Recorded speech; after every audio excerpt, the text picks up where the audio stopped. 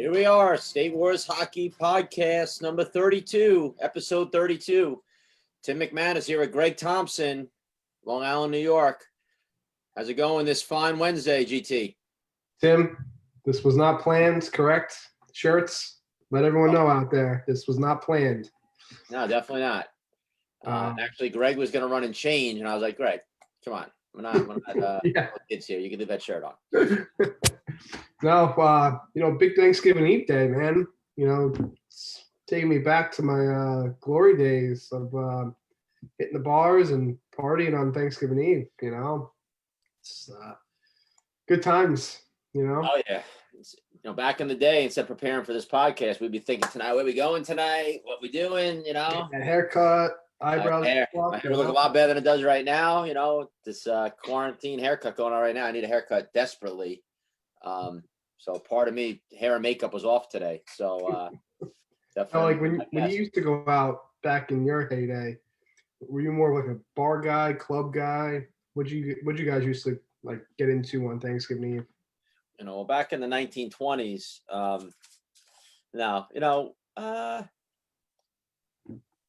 I wouldn't go to like an old man's bar. I like going to not a club, but we would go to some places that, I don't know how you would.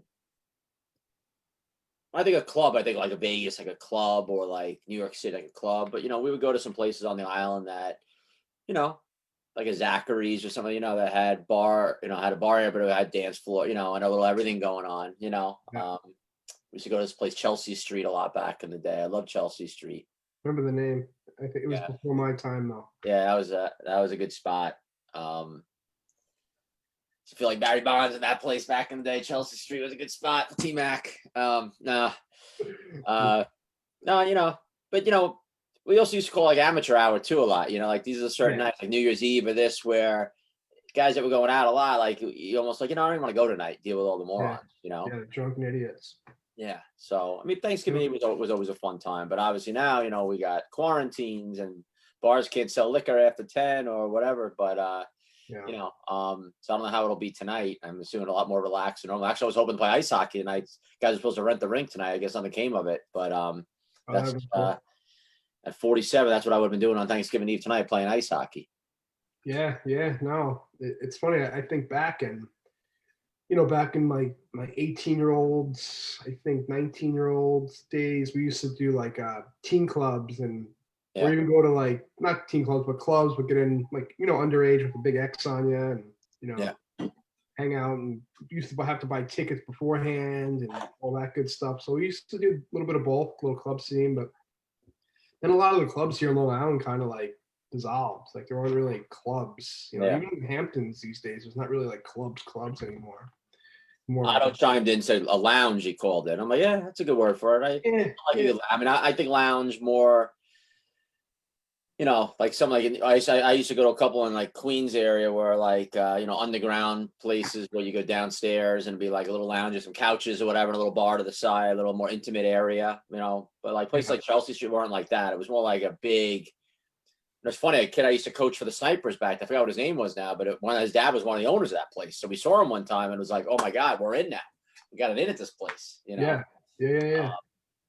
But you don't see a lot. I don't think you have a lot of those places anymore. I think nowadays, I don't know what guys do these days. Just go to regular bars. Regular bars, yeah. I guess, tonight it's an early night for everyone, but just got to grab a table and hang out for the night. Yeah. I love, I know you're the same way. We love when we go to Nashville, just seeing some live music. Oh, yeah. I can do that all night. Yeah, bring us to a spot, get someone up there playing some music. Belly up, table. I'll be there for the whole night. Tell the bartender, when this drink gets low, just keep them coming. Oh, yeah. Keep them coming. And I'll close the night there and belt out some tunes while they're singing. Well, great line, and we were just talking earlier about the show Kingdom, which I just finished last night, season 3. And anyone at home has not watched Kingdom, 18 and over, I would say. But to me, it's the best non-talked about show maybe I've ever watched on Netflix. It's up there with me with all my top shows ever. It's short, only 3 seasons, even though season 2 is 20 episodes, which is pretty crazy. So it's like 2 seasons. Broke that up. They could have Yeah. broke it up.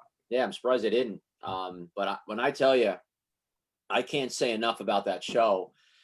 And obviously, you and I both have seen it. I'm not going to talk about it on here and ruin it for other people. I mean, we keep bringing it up, but you just finished it last night. That's why Yeah. you're bringing it up again. Yeah, but there's a line in the second to last episode when they're at the bar, and it's the main character and his two sons. And they're older, 25 and 30 or whatever, and they love to drink. And the main character says to the waitress, keep an eye on us. When these beers get less than halfway, when keep these shots coming, So I just thought of that when you said about, belly up at the bar, but it's actually a great line, and I didn't do it justice how he says it. But I'm telling you right now, anyone at home, whatever you're into, if you're into good-looking girls, they got it. You're into good-looking guys, they got it. You're into some fighting scenes, they got it. You're into, drama and amazing acting and writing. I can't say enough about this show. I'm so disappointed that I hear it might not be coming back for season 4. But I'm telling you right now, Kingdom, mark it down. You will not be disappointed. You're going to come back and say, Tim, thank you for introducing me to that show. Because, you always want to find something good to watch. And you always feel like, is there another great movie out there? Is there another show I haven't seen? And it's so great when you watch something, you're like, there's still something great out there I haven't seen. And I was just blown away. And I thank GT for introducing me to Kingdom. And you will too at home when you watch it. Yeah, no, for sure. It's funny. Every time I bring up like belly up in a bar or something, I always think of Arizona. I was thinking that too. We had a ASU bar. Yeah, I forget what happened. We met Sarter there that day, referee Sarter, Mike Sarter. Yeah, his girlfriend. Pal of ours. But we had a cancellation, one of the tryouts, so we had a late. We still had a flight to Arizona. We were in Cali, and we were going to Arizona for the day from the Cali trip. Yes, and we postponed it, and we just had it booked anyway, right? Yes. Yeah. So, yeah, that was a good one. We had, I still remember, it was those Moscow mules we were drinking. Those were hit the spot. They were flavored though. It was like a dew, like a fruit. It was honeydew or something. It was pretty good. I don't know if you remember one of the jokes one of the jokes I made to the bartender was they had like 2 copper mugs in the whole place. They would serve us, and then they would bring us our next round like a regular glass, and we're like, we don't want the glass, we want the wash the mug or don't wash it. It's ours. Like that's ours for the day. Put GT and T-Mac on these mugs, and that's ours for the day. But typical story. We go to this bar. I think we watched the Ranger game first, if you remember, Buffalo Wild Wings. Right? Yeah. We went and watched the Ranger game, and then went over to this bar, and it doesn't take much to hook 2 guys in, right? It's beautiful bartender. We come in, sit up belly up at the bar, and we were hooked for the whole day. We literally might have sat there for like 6-7 hours. Yeah, I remember getting like dollar grilled cheese and tomato soups. It was like, I think I ate those all day. Yeah, I think we ate like 3 times. Yeah. And then Sauter came and met us with his now wife, then girlfriend. Yeah. Took us to another bar. We played some cornhole, I remember. Yeah. And I think we almost missed our flight going home that night. It was a fun day. Yeah, probably. Yeah. But yeah, right by ASU over there. So we had a fun day. That one, I forgot that street was called, but it was closed off. Remember, you just walk down the whole street. Yeah. Good memories. Chris cool, Pacone jumps in, says happy Thanksgiving to us. So happy Thanksgiving to Pacone and everybody out there. Happy Turkey Day coming tomorrow. My financial advisor, Chris Pacone. Yeah. Happy Thanksgiving. Financial help. Look him up, Chris Pacone. Yep. If you need some financial help, IRAs, mortgages, does it all. He's the man for you, Chris Pacone. I think of Chris Pacone, I think of the Yankees. I don't know why. That's why I think of the New York Yankees. Big Yankee fan, Cone. Yeah, always and he is honestly the greatest ball hockey player of all time on skates. Mark Goody, I think, is my number 1 for deck hockey, but Chris Pacone boy, back in his day, Team Frog, he was lights out back then. Oh yeah, George Bravo, old-time sniper. In my top 10 Hall of Fame list of snipers, saying, "What's up, fellas? Looking good." So, what's up, Georgie? Bongo. I used to call him. He used to have a bomb from the point. One of the best of all time. Wish he still played. Hopefully, one day we get him back. At one time, Greg, I would make an argument. He's an 81 birth year. I would make an argument that at one time, best player in the country, George Bravo. Totally. He was a man child too. Oh, he's the same size now as he probably was when he was 12. But yeah, he was a beast, and they, there was some good players back then. Sniper now with us now, JP Bealston. We talk about him today on the podcast. Also in '81, that was our battle. Tour Bandits, Ron Bealston, their Tour Bandit team, Kenny DeLeo, that whole group, and we had our sniper group. First year going to nationals, '96, USAR Chicago. We beat them in the championship to win our first national title, and then at Narch a few weeks later.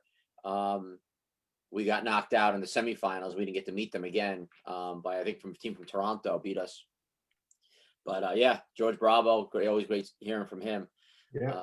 I still want to know if he bit that goalie's. I think it was Parsons. What was the goalie's name? I forget. If he bit his finger. Cincinnati. That was fun. Yeah, that was us against the Pirates, right? Yeah, Predators at the time. Okay. Yeah, Tour Predators. Battle with those guys, Zach Perumian and those guys. It's good. It's good to see people watching this podcast, Greg. Old time snipers. Last week we had Danny Genovese coming on here. George Bravo. It's great that we're touching people from all over and watching. And if they don't watch it live, they come back later. I mean, we usually have about 3,000, 4,000 views. Watching this stuff. Oh. Got KJ Tiefenwerth here. I think I surprised him by bringing him on a few minutes early here. So yeah, he's probably like, oh man, am I even ready? My hair. Okay. What's going on, guys? Brought you on a little early, Kay. What's that? I hope you're not busy. We brought you on a little early. No, that's fine. Did you guys start the actual, the other thing yet? No, we're on the podcast live right now. We haven't gotten into the game yet, but we're on the podcast. So figure out what I'm going to do. What's up, Greg? KJ Tiefenwerth from Mission Black Ice. Ladies and gentlemen. Guys?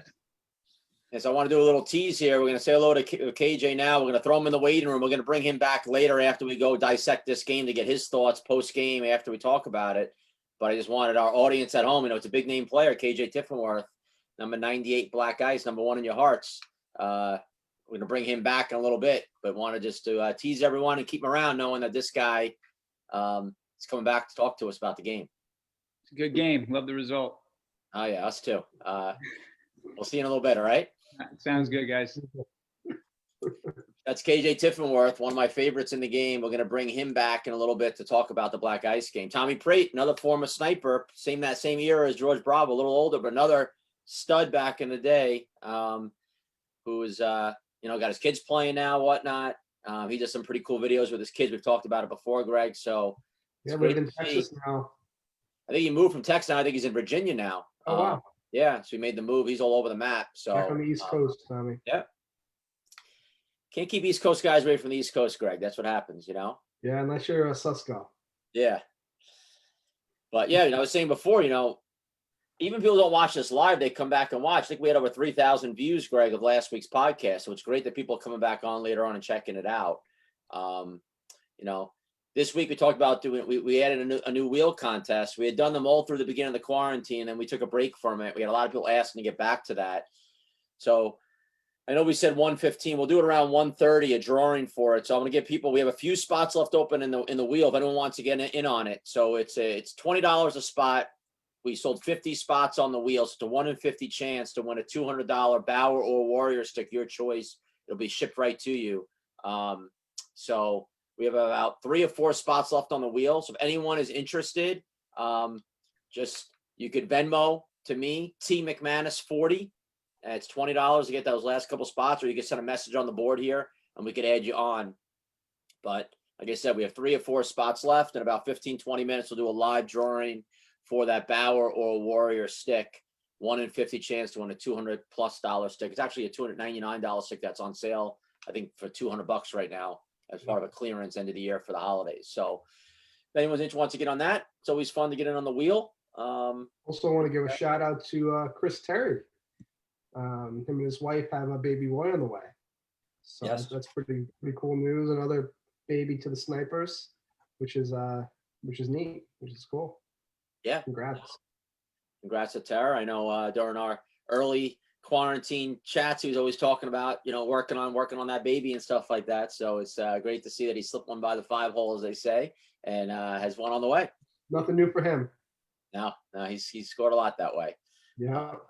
Speaking of babies, I got the pleasure of meeting Greg's princess this last weekend. Me and the family went out to the Thompsons' residence and got to meet little Paisley and hang out with her for a little bit. Play a little soccer in the backyard with my kids and Greg, and then so spent some time with the baby. And not as fun as normal. Everyone's in masks, and my wife's had a double mask holding the baby, and my kids didn't want to go near the baby, and so it wasn't as fun as it normally could be. But we made the best of it.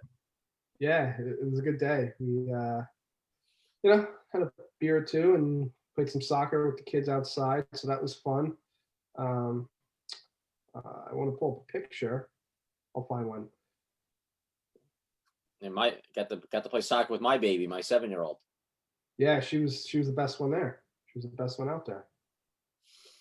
But no, it was a good time.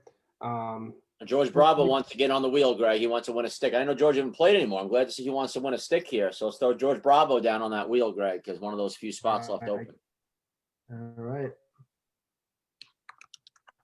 We got George. Got him on. You're on, Bravo. I'm going to tell a funny George Bravo story while we got a little lull here.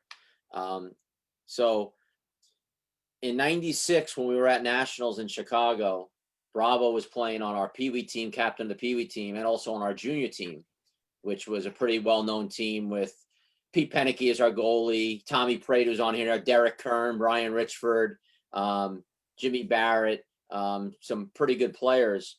And junior went first, Greg, and our last game. I'm sorry, this was not at this tournament. I gotta catch myself. At Narch, the next tournament, we had played junior, bantam, and peewee, and Bravo was on multiple teams. And in the bantam game,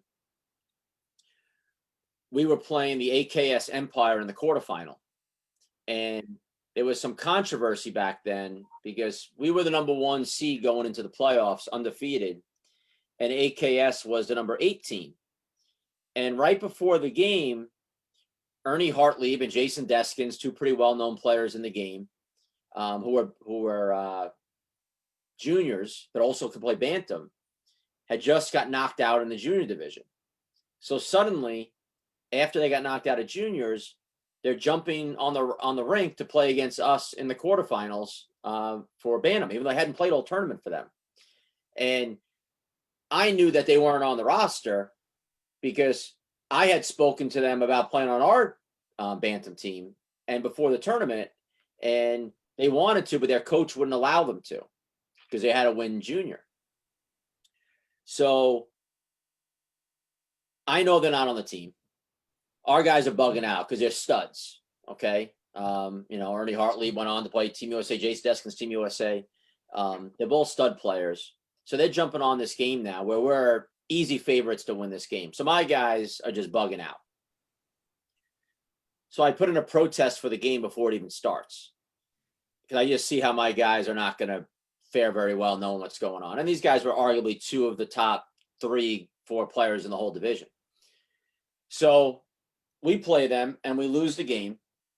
I think Deskins had a hat trick in the game or whatnot. They beat us like 3-0 or 3-1 or whatever it was. And George Bravo, who was a peewee at the time, so 2 years younger than these guys, just squares off with Jason Deskins. And when I tell you, George is throwing haymakers left and right. And I know his dad always filmed every game, so I'm sure George has got a VCR tape somewhere of this fight, which, George, I know you're watching. I want to get it. And no disrespect to Jason Deskins, but George just pummels him. And our guys are going nuts on the sidelines. And it was, more about the emotion of it, what went on. And it was a whole crazy after effect because we had a whole protest meeting about it. And, we go through all the things. And, these guys only played the one game and they got on a flight the next day to go home. They didn't even play in the semifinals or the finals for them anyway. So it was kind of and I won't get into all to bore everyone at home. There's a lot of other things going on. But I remember George, we hadn't even started peewee yet. And people were, hoping he was getting suspended for the peewee division too, because we would lose our best player. And, that didn't happen. George, like I said, was a man-child back then. Besides being a stud on the rink with that little spin move, Greg, remember that little spin move he used to make at center ice? Yeah, I do. But he could fight back then too. So it was I just thought of that right now, and I thought of George. Yeah, he was deadly on the point, and he had some hands for a big guy. You know, he could always score, and we used to call it the Bravo bomb from the point because there's always a low, hard slap shot, especially on power play. Mm-hmm. Good times, and he was mean. Oh yeah, that's when I met the Beelstons. When I met Walt Frazier with Tour back then. You know, it was a good time in the sport for sure. Our buddy Bruno Gomes from Brazil saying hi, guys. So good seeing Bruno. Hey Bruno, what's up, buddy? But you know, it's Tommy Prate brings up, you know, that was a crazy summer, you know, for our teams because we went to Ayers in St. Louis, then drove to Iowa for USARS, then came home and flew to Vancouver to play at Narch. That was the following year from the story I told, you know, and like he says, I was the adult of the group. So here I am, Greg. These guys are 17-year-old guys playing, and I'm only 23. And I'm the only adult with them on the road for basically 3 weeks out of the summer. So you can imagine, Greg. I mean, think about it. You're 36 now, right? So 23 years old. Think of how many think of someone that's 23 right now. Who's 23 that we might know? 23 would be like a 97 age group. Yeah. So who do we know? It's a 97. Would be like Joe DiMartino, like he's a 98. You know. 99 years, yeah. They're like almost like Max Halverson, you know, another year from now, taking a team on the road for 3 weeks and being responsible for everything. That's what I was doing back then. So think about how crazy the parents were to give their kids to me. But yeah, definitely good times for sure back in the old days with the Snipers. And that's just, you know, we got things going back then. It was way before pro. Yeah. You know, think about your teams, Greg. You know, the Tour Dragons back in the day. You basically had, you know, one dad going with everybody a lot of times, right? And he was responsible. You guys, I'm sure, all out and about, getting in trouble. Yeah, there were a couple parents. You know, certain trips there were more parents than others, but yeah, I mean, usually two coaches would just bring the guys, you know, unless some parents are gone. Yeah, there were some good times. Obviously, I was a goody two shoe. You know, I was well behaved. Right, of course. Yeah, of course. And there was some craziness, I would just say the least. Oh yeah. Just remember when you're in Fort Myers, I think it was like 2001 or so. Might have been like the last hurrah. We were staying near the beach in Fort Myers, and all of a sudden, golf carts were stolen. Guys were sticking forks in ignition, starting the golf carts. Yeah, I mean, there was other stuff to it, but yeah, it was crazy times. One time we were at the hotel and all the guys got in this little rumble, and they somehow wound up in the bathroom fighting, and the toilet got knocked over somehow, and the water shooting straight up like a fountain, and it just drenched the room below us. A guy came upstairs soaked, Yeah, thrown out, and I had to deal with all that. Like it's always something, you know. what about Vegas with Santa Franny, and I think Susko was there. Yeah, Susko guy, he punched a light and he got us kicked out. Yeah.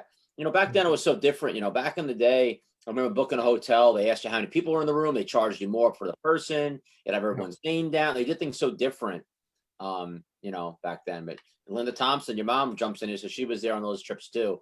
So she kept GT in line, which I like about Linda. Still does. Yeah, I think she's in the next room unless she went home. I'm not sure. She's Right. Baby. But yeah, no, it was some interesting times and good stories and good memories. So let's fast forward to the PAMA Pro Invitational. So this game we're going to talk about today is the Mission Labeda Snipers versus Mission Black Ice. Arguably, probably the best rivalry in the game right now in the Pro Division. I would make an argument. I mean, you look at the winners of the PAMA Pro Division. You know, we'll start from, you know, the first year. You know, Snipers won the first year. Then Black Ice won the next year. Then Snipers won year 3. And then Rink Rat won year 4. Then the Snipers won year 5.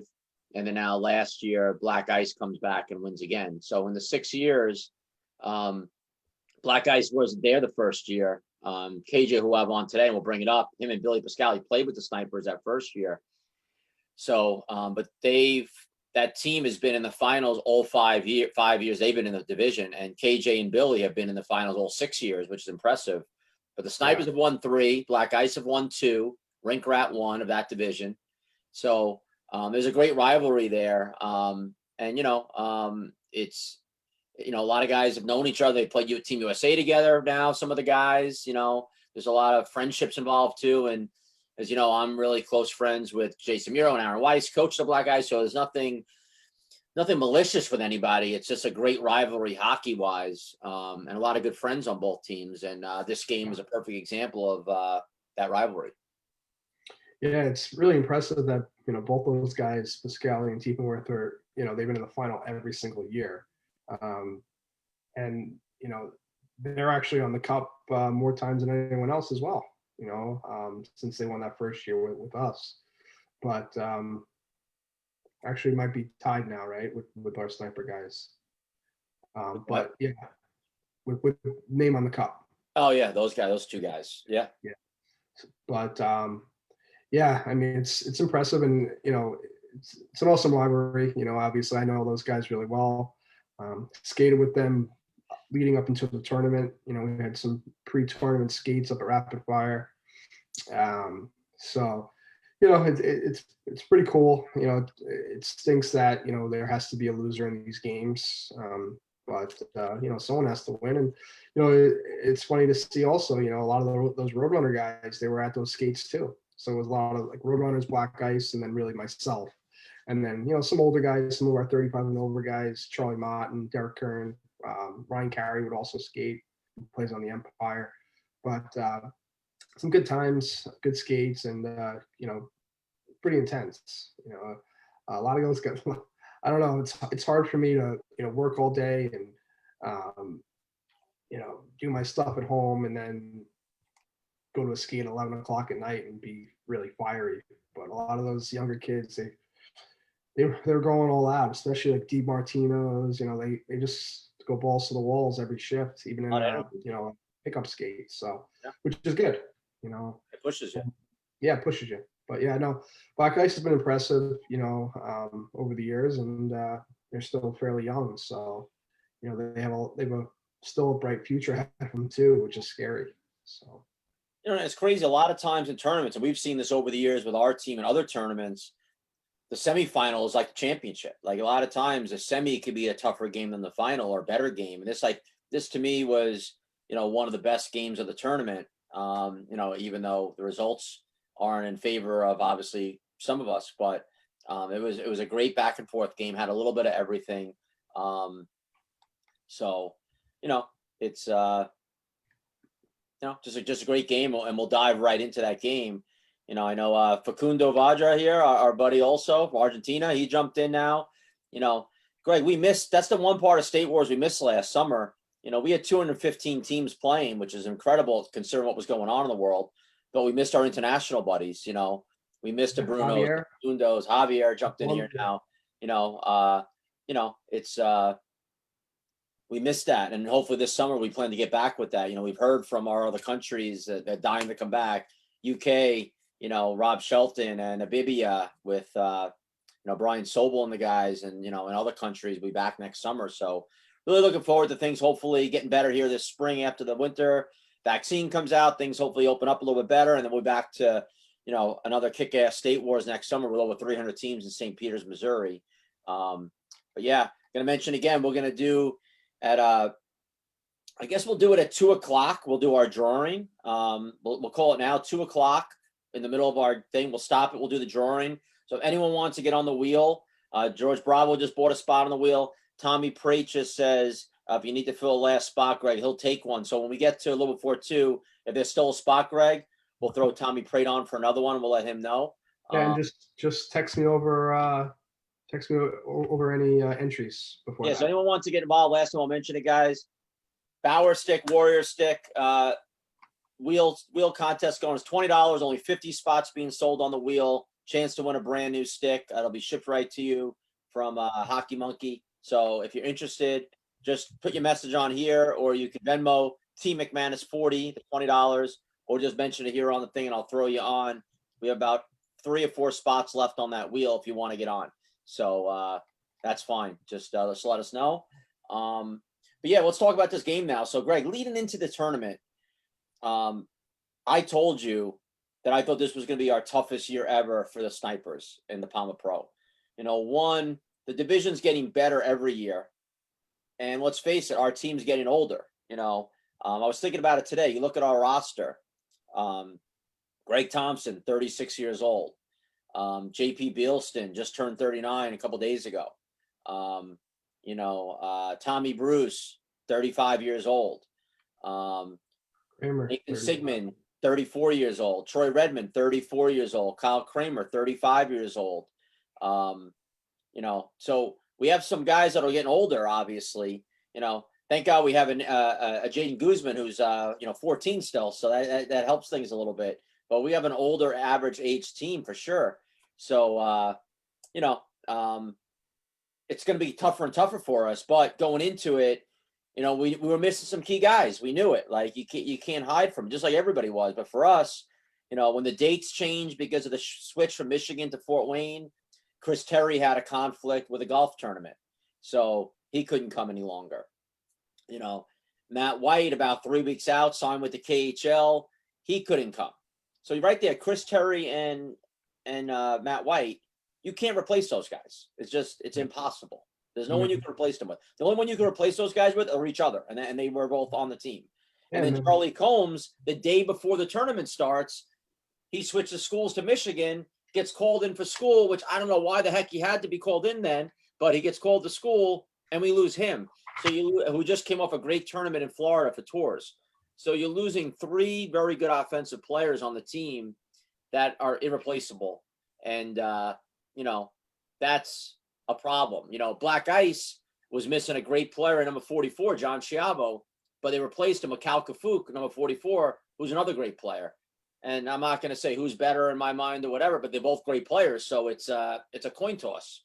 They did a great job replacing him. Yeah, especially the way Cal played, MVP, Yeah, MVP. But they're just both great players and they're similar players, Mm-hmm. We lost those guys and it's tough. So we knew going in, we had our work ahead of us. Yeah. So the fact that we're going into the semifinal, we were a top seed, and we're at that point, and we played really well in the quarterfinal against PAMA. I'm saying to myself, wow, like we're above expectations for me right now. Of course, you want to win the whole thing, but going into it, I'm like, I'm really happy where we're at right now. Yeah, no, it's tough. And then obviously we lost another key player to the team in the semifinal game against Black Ice. So that was also rough as well. Losing PJ Kavaya, who's our mainstream defenseman, our main guy back there on D. So that was also tough too. But, no excuses. We still had a real good team and guys who were experienced and guys who could really pitch in and do everything out there. So, we were just missing a key guy or two, definitely a goal scorer. But it is what it is, and just got to learn from it and get better. A lot of people were asking about PJ Kavaya, so you bring up a good point. So PJ was at the tournament, and it's funny when I watched the replay of this game, and I've watched it 5 times. The announcers, Chris Trefton and George Brown, they didn't recognize until start of the second half. Like, wait a minute, we haven't seen on the rink yet? He's not even on the bench. It's PJ Kavaya. What's going on? So, and that just says a lot about PJ's game. PJ's that quiet, really defensive defenseman, arguably, top 2 or 3 best defensive players in the game. That you might not even notice him out there sometimes because he just does all the right things with the puck defensively. He's not a showboaty kind of guy. But what happened with PJ? PJ took a pretty hard hit, Greg, in the quarterfinals against PAMA. Took a pretty dirty elbow to the face. And I could tell right off the bat when he came to the bench, he wasn't himself. Yep. But, knowing PJ, he's a wackadoo anyway. So you're not really sure with him, when he's acting a certain way, if it's just being PJ or if he's not feeling great. But we got through that game. It happened late in the game. And then about an hour before the semifinal, he came up to me at the rink telling me he wasn't feeling well. And I'm just assuming, from the hit, maybe he got a concussion. And then he started saying, oh, he's not sure. He's got the chills and all these other things. And as you know, we're all COVID crazy at this point, especially, if someone coughs, you think they have COVID. So my reaction was, what are your symptoms? I got maybe have a little bit of fever. I'm chilled. PJ, get the hell out of the rink. And I just threw him out of the rink. I got to think about the tournament, everyone's health. So we just told him, go get checked out, go to a doctor, get out. So we threw him out of the rink. And this is right before the semifinal. So, that didn't help either. You're losing your top defensive defenseman before the game. Again, this is not taken away from Black Ice. They got to do what they got to do. We just, I was just proud of our guys to be where we're at leading into it. But we knew it was going to be a tough battle, especially playing against an amazing squad like Mission Black Ice. Yeah, and touching back with PJ, he was COVID negative. Yes. So just to let everyone know. So that was good news, obviously, for us and the tournament. Yeah, because that would have stunk. But yeah, no, Black Ice is always tough, man, and especially when they have their core guys going at all cylinders. Guys like John Healy stepped in well for them. Like I said in a previous podcast, Derek Schultz played phenomenal. Works his tail off. Nate Gerger, such an underrated player, and just does a little bit of everything, man. He scores goals, plays great D, got that long reach, makes awesome passes, very underrated player in my eyes. And, especially when Chinny's on, Mike Machinski, their goaltender, it's a tough team to beat, and they come fired up, man, especially in those playoff games. So great team and, great leaders there. So 100%. You want to get into that game? And you are watching, and this is PJ Cavalla, the voice of State Wars Hockey, and you are watching the SWH podcast brought to you by Glass Half Full Productions. Thank you to all of our amazing sponsors: Mission Bauer, Tour, Alkali, Labeda, Rink Rat, Conix, Warrior, Monkey Sports, Yord Watches, Car Shield, Rocket Puck, Wraparound, and Top Shelf Targets. We look forward to seeing you all on the rink soon. That was our boy there, PJ Cavalla, who we sorely missed in this game. We're going to bring it up here now. And Greg, just making sure you saw there. So we had Will Showak take another spot on that wheel. Got it. You saw that there, right? And Tommy Prate, you can put him down for another one as well on that wheel. It just paid as well. So we got 2 spots left. Anyone wants to get in on that wheel to win a free stick, jump in there now. And we're going to get started here on Mission Black Ice Snipers. Well, welcome back into Car Shield TV. Chris Traft along with my man downtown, Georgie Brown. And if you guys know. And Greg, I had to show this part here at the beginning. This is just 2020 for you altogether here, right?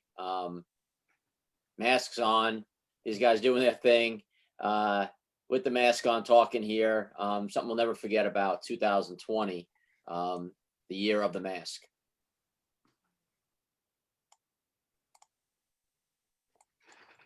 Out of warranty or close to expiring, you could get stuck paying thousands. But when you have Car Shield, you'll never pay for expensive car repairs again.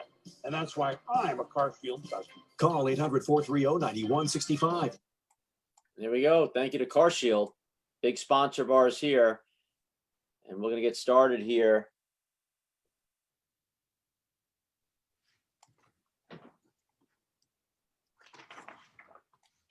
Snipers have been in their last round robin game. They didn't look good, but they turned it on against PAMA. Black Ice has consistently gotten better, though, each game. Snipers look like a powerhouse in their quarterfinal game. So let's see what happens here in this semifinal game. Predictions, I'm taking them all on Twitter, on Instagram. Send them over. Let us know. We're calling you out too. Mission Black Ice, Mission Labeda Snipers. Ironic that it's a mission battle here in this one, because next we have a tour battle. So it's going to be tour versus mission in the championship, but what goes behind those words, we don't know yet. Brandon Hawkins slowly through center. Pass misses. Kramer comes around the boards. Greg Thompson will poke it back into the corner. Now Kramer fires it to center. It's intercepted by Cal Cafu, a name you didn't mention in the pregame, but you know He's an excellent addition for Black Ice. Scored a few goals. Yes, we're going to start right there, Greg. We're going to jump in here real quick. So it's hard here to see the play. I don't know how Kyle Kramer misses this puck here. I wish we could, the camera angle, we've talked about it before. They switch so quickly, but it looks like a pretty simple play here. He has Brandon Hawkins coming up with the puck. He's got Kyle wide open here. And right here, somehow the puck gets missed. Comes around the boards here. And this whole play here, I don't like your play to start it, Greg. I think you kind of put Kyle in a little bit of a tough spot here. I would like to have seen you maybe take this puck and wheel out with a little bit. And you kind of put him there, and then he goes blindly back. And he does that a lot, Kyle. Sometimes I've given it to him before. It goes up the boards blindly, and Kyle Kafuk was just waiting on it and sends them in. So not the greatest start for us right there to show a little bit of rust, I guess, whatever you want to call it, for this game. Yeah, tough play. I don't think there was a way for me to really cut out into the, into the crease area, into the. I mean, just up the boards and just keep going out of the zone with I it. kind of got pinched in there, so I just kind of made a little tap pass and put Kyle in a weird spot. But yeah, Kyle Kafuk read that pretty good, and I don't think Kyle really looked. He just kind of assumed that someone was going to be back. Someone was back, but with a man on him. So have tough look. those top pro guys. And you look at Rink Rat. I mean, the person you can look down their roster and say is top pro guy. They have two. Kraft forces a turnover against his good buddy and former teammate, Shane Fox. Pascali has it now. He scored a beautiful goal to open up the scoring in the quarters. He's trying to do the same here. Guzman.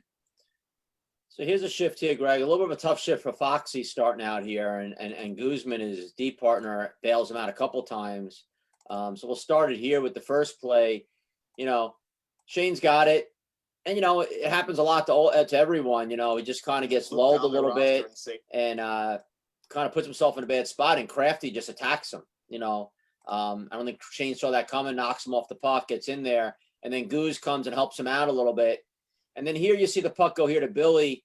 And now Shane's thinking, I'm going to steal this puck and go the other way, stick check Billy and just take it and go. And he doesn't go on the D side of the puck here, Greg, in our zone, which is a no-no. And you watch Billy Pascali, who's one of the best in the game, just turns on him here. So here Shane's cheating a little bit, turns on him. But then Goose makes a nice play, comes over, and good communication here. Shane goes and picks up Kraft at the net, and then they stifle the play. Yeah, it's a tough play. I think Shane could have moved the puck easily before he made that turnover over to Guzman. No harm, no foul there. Just keep it simple. Just kind of trying to make a play there. Last man kind of back. It's always tough. But yeah, Guzman comes in, helps him out, and they had some good communication. Can't tell if Guzman got a stick kind of high on Billy, kind of took him down. Doesn't look that way to me. We'll have to ask KJ what he thinks when he comes on. But I think it was a clean play, good play all around, and like I said, no harm, no foul. Bielstein, the sniper strategy against Black Ice always is be physical because they're bigger, they're stronger. They might not have as much speed. Don't tell that to Guzman and Sigmund, but they're going. And there's Foxy showing his D side there, on his buddy Crafty, this time coming down on him. And this time Shane just eats it up, blocks a shot. Great play there. Shane, one of the best two-way defensemen in the game, and sends the Snipers the other way. He's in the physicality. But you go down these rosters, you can name names. When it comes to, like I said, a Rink Rat team who struggled in the play. And there's that Nate Gerger with that big stick, Greg, on Jack Combs. That's no easy feat. Yeah. Watch him here with the stick, Greg. Yeah, I mean, it's tough. If you watch from the beginning of the play, Jack's kind of coming in 1-on-3. Not a lot of support here with guys helping him out. But, Black Ice just gets back and clogs the middle. I mean, they do such a good job all game, which everyone will see. They just clog the middle and don't really give you much. And, they kind of played that little triangle +1 action that they always do. Normally, I think towards playoff time, they get a little tighter. But, just don't really give you much. And Jack's just trying to make a play there. I think we talked about the last Black Ice game we covered. I think they're very underrated defensively as a unit. They all clog that middle, and they're all pretty active with their sticks and play a really good D game. Yeah, Bruce I agree. behind the Snipers net. Bruce into his offensive zone. Loses the puck at Tad and then misses Hawkins on a pass. Now it's Now here's one of those plays, and I know as a player being in this spot, I'm sure it would drive Brandon Hawkins nuts, and it's not easy to get him going, but wanting the puck. But you can see Tommy here; he's carrying it up, and again the camera changes, but you can see Brandon Hawkins' head there at the bottom of the screen. He's wide open at this point, and I like to see the D-man just move the puck to the forward. Instead, as they carry it, it really puts the forward in a bad spot where you really don't know where to go. And then Tommy kind of gets pressured and he just throws it at him and really nothing comes out of it. You can see it here. Now he's getting pressured. He kind of now, and Brandon's out of the play and it just winds up being a turnover. Yeah. Yeah, it's a tough play all around for Tom there. I wish you would have seen, the play develop a little sooner. Maybe just send it back. But again, just trying to make a play. pass comes to PJ DiMartino, absolutely flying down the rink. Wrist shot. Redmond makes the save. And this game could be won in law. So that there just a quick example of the skill set of 55, PJ DiMartino, Greg. I mean, here he is. He basically comes in 1-on-3, and let's watch him here. Cuts through, keeps going, and then gets a great shot off, and Troy Redmond makes a great shoulder save. But that's just a great individual effort by PJ. Yeah, I mean, if I'm coaching, if I'm on the bench, I'm just like, what's PJ trying to do here? He's trying to cut through three guys. But with his skill set and his speed, he made nothing into something and got a great shot on net. So, we've seen him do that time and time again. I think coaches, Greg, when you have a great player like a PJ DiMartino, I think you just say, hey, chains are off. Do what you got to do, guy. I'm not gonna hold back your skill set. And just sometimes there's good and bad with that. But that's an example of something that 55 is probably one of 5 guys in the entire sport that can make a play like that and make something happen out of nothing. Yeah, no, he's so shifty and like some awesome hands and quick release. So, yeah, he's one guy that can do it. And here's a play I know you mentioned earlier, Greg. I'll let you jump in here. We'll let this roll through. DiMartino to Healy. Healy, a drop pass for Kozlo. Kozlo, a shot, gets on net. Redmond, the save. Kramer gets the loose puck. You like that shot by Kozlo there, Greg? Yeah, I do. But I like this play by Kyle Kramer. Those of you who haven't watched Kyle play, he's got such good transition. He gets that rebound and he's so fast. Those first couple steps are just so fast when he turns like that. I've seen him do it since he's 10 years old. He just kind of cuts, and those first couple steps, he's gone. He's off to the races, and he beats a lot of guys out of the zone like that. Yeah, let's watch it. Kozlo, a shot, Great gets shot on by net. Redmond, the Kozlo, save. from Kramer gets the loose traffic. puck. Kyle's great at turning, using his body, and Nice getting those cross first pass. couple strides, into the zone. Yeah, it was a good play by PJ there. Jack Combs goes for a little sauce here, and JP, Bielson, and PJ says no, thank you, just knocks it out of the air. But yeah, you're right about Kyle Kramer. He's another very underrated guy, and he drives me nuts as a player, as a coach, because he's at the point right now where I feel like he settles himself too much and just to get by the game and just be, I played a good game, where I think he still has so much more to give. I think Kyle Kramer can still be a top guy in this game. He's not over the hill. He's not a guy that's lost his speed or anything. If this was a video game and you mark down skating, speed, a number, and strength, a number, and shooting, a number, whatever, you add all that up, you can make an argument that Kyle Kramer's his total number would be higher than most guys in the game because he has all those skill sets. It's just sometimes, I don't know if it's a confidence thing or it's more that he's just such an unselfish guy that he thinks, I'm going to get to the puck to the young guys. I'm going to give Guzman the puck. I'm going to give Hawkins the puck. But he could do so much more. But he shows there how he's a good two-way player. And like you said, those first couple steps, there's not too many guys that are more powerful and explosive than Kyle Kramer. Yeah, and it's funny. I mean, I kind of compare it to like McKinnon. He's such a powerful skater, and those first couple of strides, especially when he's turning like that and pivoting, I mean, it's pretty impressive to watch. I mean, here's a guy, I don't know what the year was now, Greg, but it wasn't too long ago. IIHF World Championships, Team USA, he was the leading scorer of the entire tournament, the World Championships, in the Yeah. top tournament in the world. So he's no stranger, Division I hockey player, pro hockey player, East Coast Hockey League. They had a billboard of him in Ontario Reign in California, for God's sakes. I mean, Yeah. he's a great hockey player. Yeah. And he's a guy that I want to constantly push to do more and more because I know he can do it. But here's another Yeah. play here, Greg. I know you commented on earlier. I'm gonna let you jump in after we play it through. Slap shot. I don't think I've ever seen him take a one-time slap shot. He's got such a powerful wrister. Normally doesn't need it. Used it there. He missed the net. PJ DiMartino Yeah. finds Billy Pascali. Pause that for a sec, Tim. Yep. Yeah, so going back to that play with PJ coming into the zone, not sure who was on that side. I think it might have been Derek Schultz going hard on the boards. I would like to see PJ move the puck there, get him that puck for maybe a little breakaway action there, kind of cut in. Obviously the lane closed down pretty fast, but if he gave that puck right away, there could have been an option there. Absolutely. Yeah, I think he had Foxy beat on the edge there if he would have given it to Schultz. Yeah, for that split second.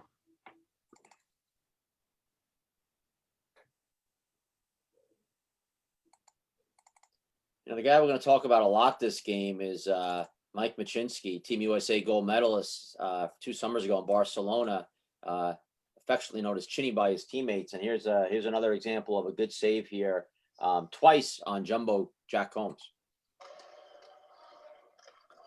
Hawkins down the right wing side.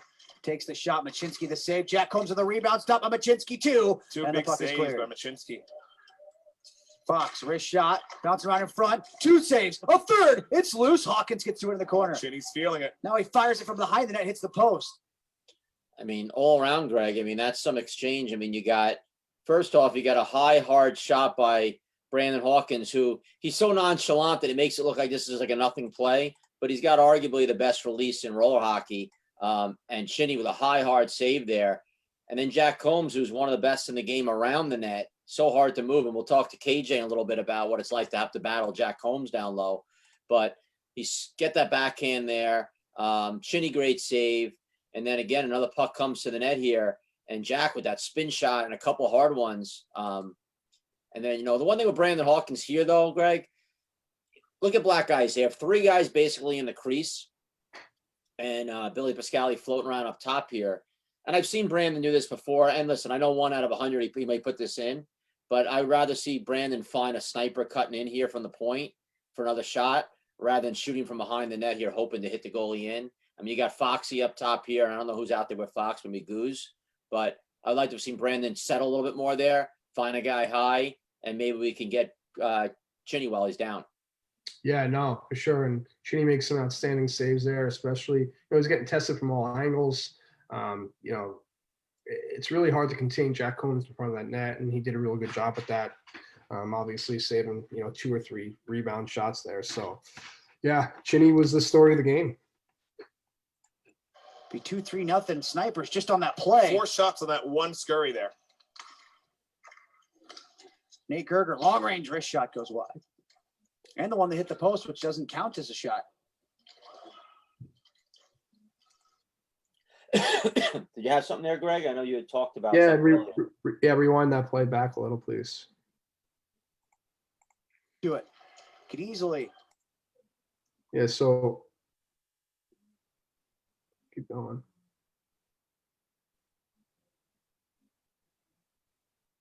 Yeah, so that play right there, Jack Combs does a great job at back checking, but I think between Jack Combs and Shane Fox, they got to communicate a little better there.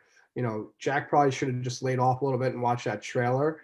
And Foxy probably should have just told him, hey, listen, I got this man, watch that trailer coming in, because they kind of got a little confused there. Oh, for sure. And we're going to watch a play here. I'm going to pick on GT for a minute here on a play he makes with the puck. Oh, good. I was going to pick on myself.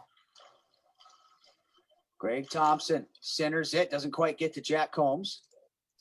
Yeah, so you see Greg here coming down, right idea here. He's got a guy going to the net, but it's almost an impossible pass. There's no way you're probably going to get this through everyone here, Greg. Trying to force it. 3 sticks in the lane. Yeah, so I like to see Greg keep going there.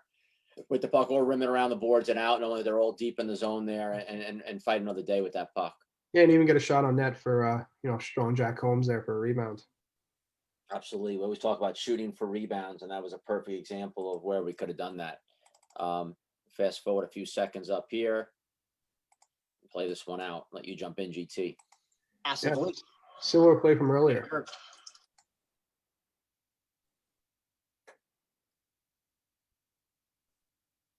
Black ice change. Jack Holmes gets to the puck. He's 1-on-3, turns back. Pokes it around Matt Gerger. What a move. Cuts to the slot. He still has it. Shoots. That one is blocked by Pascali. Blocked there by Billy Pascali. I was looking. Yeah, so it's funny, earlier in the game, Kyle Kramer kind of did the same thing, rimmed it around the boards. Cal Kafuk took the puck. This time Cal's doing it, right? Unfortunately, there was a bad bounce, I think. But Jack Holmes took that puck right away and went off to the races. But pretty nifty move by Jack Holmes here around Matt Gerger. Yeah, right here. Yeah. I don't know if too many guys have a better combination of hands and size. Yeah, Jack and Holmes. quick release too. Pat Maroon was always a guy with, the big body and hands and roll hockey, but he didn't have those kind of lateral movements like Jack does. Yeah. And we've seen it firsthand at World Championships, how that power he could have down low. But let's talk about Chinny for a second, though. We're going to call his name a lot today. To me, I don't want to use the word underrated, because how do you call a guy that's won so many national championships at Norwich and Tours and the PAMA Pro Division at State Wars and a World Championship, Team USA 2 summers ago, as underrated? But I feel like he doesn't always get the credit he deserves on this Black Ice team. I think a lot of times people think about Black Ice is just so good. Oh, and they got a goalie, and I've seen him. I know that first year they won Norwich, Greg, when they beat us in the quarterfinals, he was a difference. I don't think he gave up a goal. I don't know if in the semis or the finals that whole year, maybe 1 goal in 3 games. He was on a run, and he was unbeatable. You watch a game like this, and, at the end of this game, Snipers outshoot Black Ice 29-21, but he made some unbelievable saves in this game. And in my opinion, the difference. And then you look at Team USA in Barcelona 2 summers ago, starting gold medal game against Czech Republic. And again, we dominated that game, but he had to make some really tough saves. I just think he's such a world-class goalie. And again, I don't know if he gets the credit he deserves all the time. Yeah, I agree. At first people are like, oh, he's lucky. He's on a good team, this and that. But, I watched some games where he's just lights out, and he's definitely a difference maker in a lot of the games Black Ice wins. Granted, they do have a phenomenal roster, and a lot of games, he has to come to work maybe with a half a tank of gas. It doesn't really matter how he plays, but in the big games he comes through, and we've seen it plenty of times here at PAMA Pro. I mean, look at the difference. At Tours this summer, he couldn't go with them, and nothing to take away from Teague that played with them, but they didn't have Chinny, and they didn't get it done. He's such a huge part of this team, and I want to go back to this play with Jack Holmes after he makes this great play. Another amazing player, 2-way player, Billy Pascali. We talk about the scoring and the assists and the faceoffs with Billy, but again, this is why, if this was a league where you're paying guys, he'd be a top paid guy in the league, because he does it both ways. And watch this block shot here by Pascali. Just goes down, right? Takes it away. And just such an amazing 2-way player there in Billy Pascali. Yeah, no, I mean, he's like he's like the Patrice Bergeron of roller hockey. Gives it to Kozlo. Kozlo goes back to him. It's him in the back of the skate. And the Snipers come away with it on the floor. Little miscommunication there, Greg? I don't think there was miscommunication. I just think Kozlo got a little nervous with the pressure with Dunn. He had all the time in the world just to put it on PJ's stick, and it looks like Kozlo just got a little nervous and maybe just kind of half-assed the pass, thinking that it was going to get to him either way, but it just hit off a wheel or a frame of PJ DiMartino. Again, no harm, no foul. Yeah, but Greg, look at this freeze frame here. We could freeze frame a million plays in the entire tournament in the PAMA Pro Division. I don't know if you'd find another picture of 2 guys this close to each other behind their own net with a puck, right? I For mean, sure. so they're already putting themselves in a tough spot. And Josh Dunn, who, captain of Clarkson University, we picked him up last minute, the Snipers, to fill a void for us, did a great job. He's kind of like that unpredictable guy. You don't know what to expect from him. And he just charges behind the net and comes out there, and he's got that long reach. Yeah. And it puts the Black Ice in a tough spot here. No, he does, for sure. He does. Great forecheck there. And then Black and Snipers take control there. We're gonna fast forward here a little bit. Play this right here. Play it out. Sure. To Sigmund in his own end. It's officially listed as a defenseman. That's where he lines up to start, but Watch Sigmund here. Great little pass off the board. Sigmund. And he gets there in a And he hurry. can get out of any trouble too. Up for Kramer. Shot. Glove stop up. Yeah, Great I pass mean, by Sigmund. Good billiards player. yeah, there was no lane there for a pass, and he used a great pass off the boards to get a puck to Kramer, and Kramer got a shot on net. No. Into the zone. Moving all over the floor. DiMartino, far side dot, in with a shot. That one's blocked. DiMartino takes off. So I love this battle here, and we'll talk a little about the high stick at the end of it. But here you got, in my opinion, the two shiftiest guys in roller hockey battling. You got number 55, PJ DiMartino for Black Ice, and you got number 9, Nathan Sigmund of the Mission Labeda Snipers.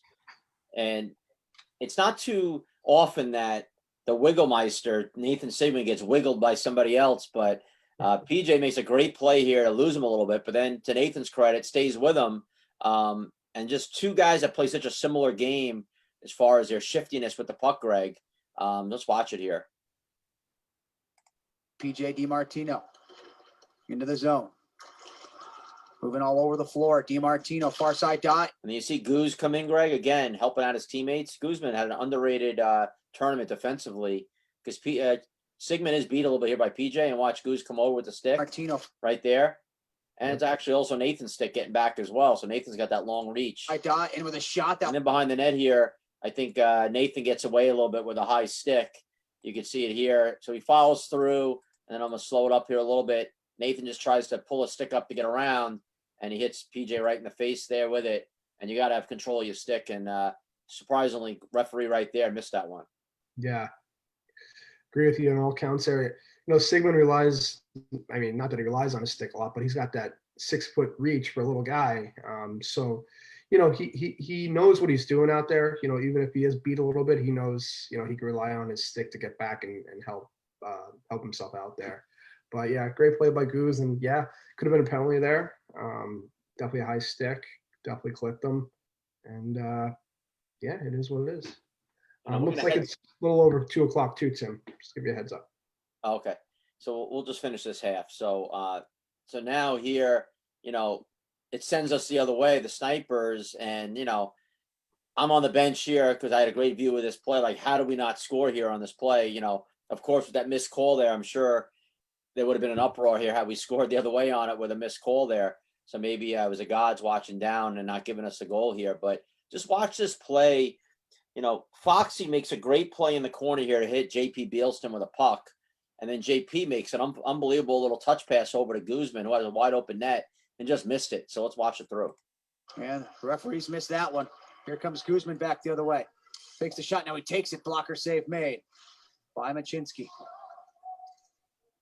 I'm sorry, it's Hawkins with the pass here to Bealston. Yeah.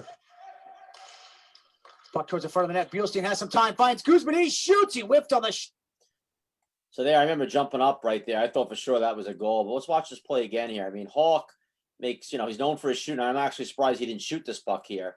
But he makes a great little pass here. This little flip pass to Bealston. And Bealston maybe could have tried to stuff it like he normally would. But giving Guzman credit. Watch out Guzman. So right now, Guzman's on his backhand, Greg. And a lot of young guys wouldn't do it properly here. He turns his body, rotates around to open up for a shot. See him spin around there. And JP gives it to him, and look right there, Greg. I mean, I like to think I'd put that one in there on a good day, but Goose just misses it. And it happens to all of us. But somehow, he kept rolling. Greg, maybe Goose would be better. He could have stopped right here and secured himself, but he's rolling backwards and just mishandled the puck. And I think Black Ice got lucky to get away with one there, not a goal against. Yeah, that's a great opportunity there for the Snipers. You know, before Hawkins got that puck, you know, and we've talked about this numerous times. And actually, I was on the phone with KJ Tiefenwerth earlier, just talking about the game and some players and stuff like that. And watch Beilstein there. Comes in, brings such a great presence to the team. I mean, guy does it all. You know, we talk about CJ Yoder drinking the fountain of youth. I mean, I want to drink what JP's drinking as well. I mean, he's just getting better and better with his age. You know, he comes in hard, makes a great play in the corner, and clears out some traffic, clears out some lanes for the guys, and gets to work. Absolutely. Around the back of the net. Wrist shot deflected on goal. Machinski makes the save. Can we get that play there, guys? When you get a chance, put it on the program just to. Yeah, Shane did such a good job. I mean, we talked about it earlier with Jack Combs in front of the net. You know, Jack kept going to the net, getting some traffic in front, and just does such a good job with reading the puck and tracing the puck there. You know, it's tough when a big guy like Jumbo Jack's in front of the net, you know, all game long. So.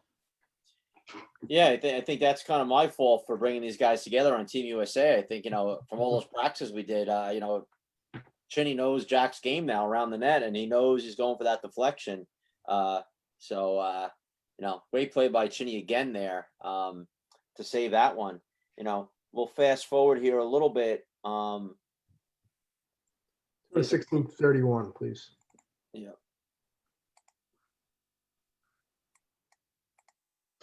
And his hands were already up. One of those that, if it wasn't vicious, you probably let slide because it was on a collision. But he does have to keep control of his stick, so I can see Matt why. Gerger to Nate Gerger. He shoots. That one's blocked. Goes into the corner. Sorry, Trev. So I can see why Black. Yeah, love how Nate Gerger moves that puck and just joins the play. You know, he sees that Dunn's on him pretty tight, gets those legs moving, gives his brother an option in a lane, and you know, shot on net. So just love the play by Nate Gerger there, moving his legs. Yeah, you know, we've talked a lot about Chinny so far in this game. Well, let's not forget the MVP type goaltender on the other end, Troy Redmond, who quietly this half, I mean, I thought up to this point, the Snipers have outchanced Black Ice, but, you know, every chance Black Ice gets is a pretty good chance as well.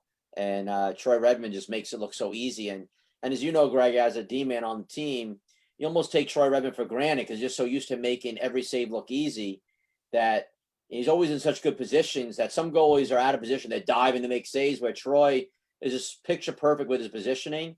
And he's such a big guy that he just makes it look so easy that you just take it for granted sometimes. Yeah, he's such a great positional goalie. You know, and over the years he's gotten, again, I mean, he's getting older, but I think he's getting better as well. You know, he's on the ice a lot, teaching kids. You know, Reds Gold. Shout out to Reds Goaltending School.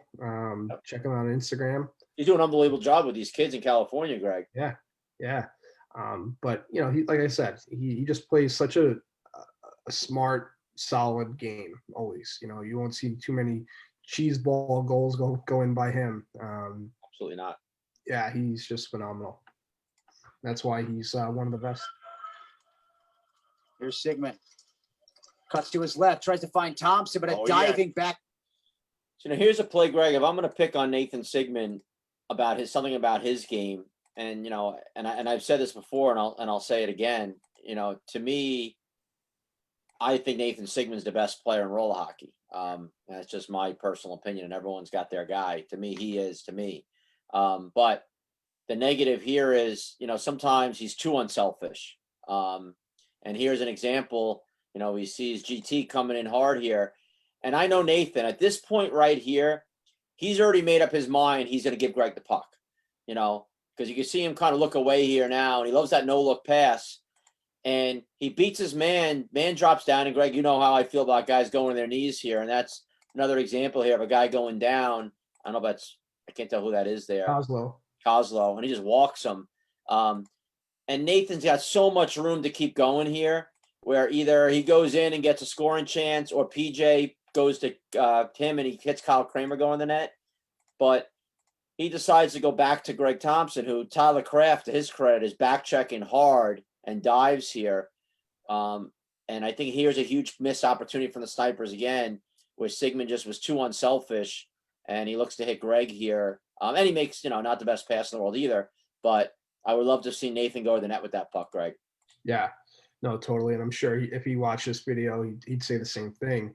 But, credit to Tyler Kraft with the back check and just making a great play out of that. And, originally he did let the old man join the play. And He's you always, all right, go, Greg. And he's like, screw Greg Thompson. I'm going to take that puck away from him from behind. So let's keep rolling here. For the control and carry by Brandon Hawkins. High stepping as always as he moves up the floor.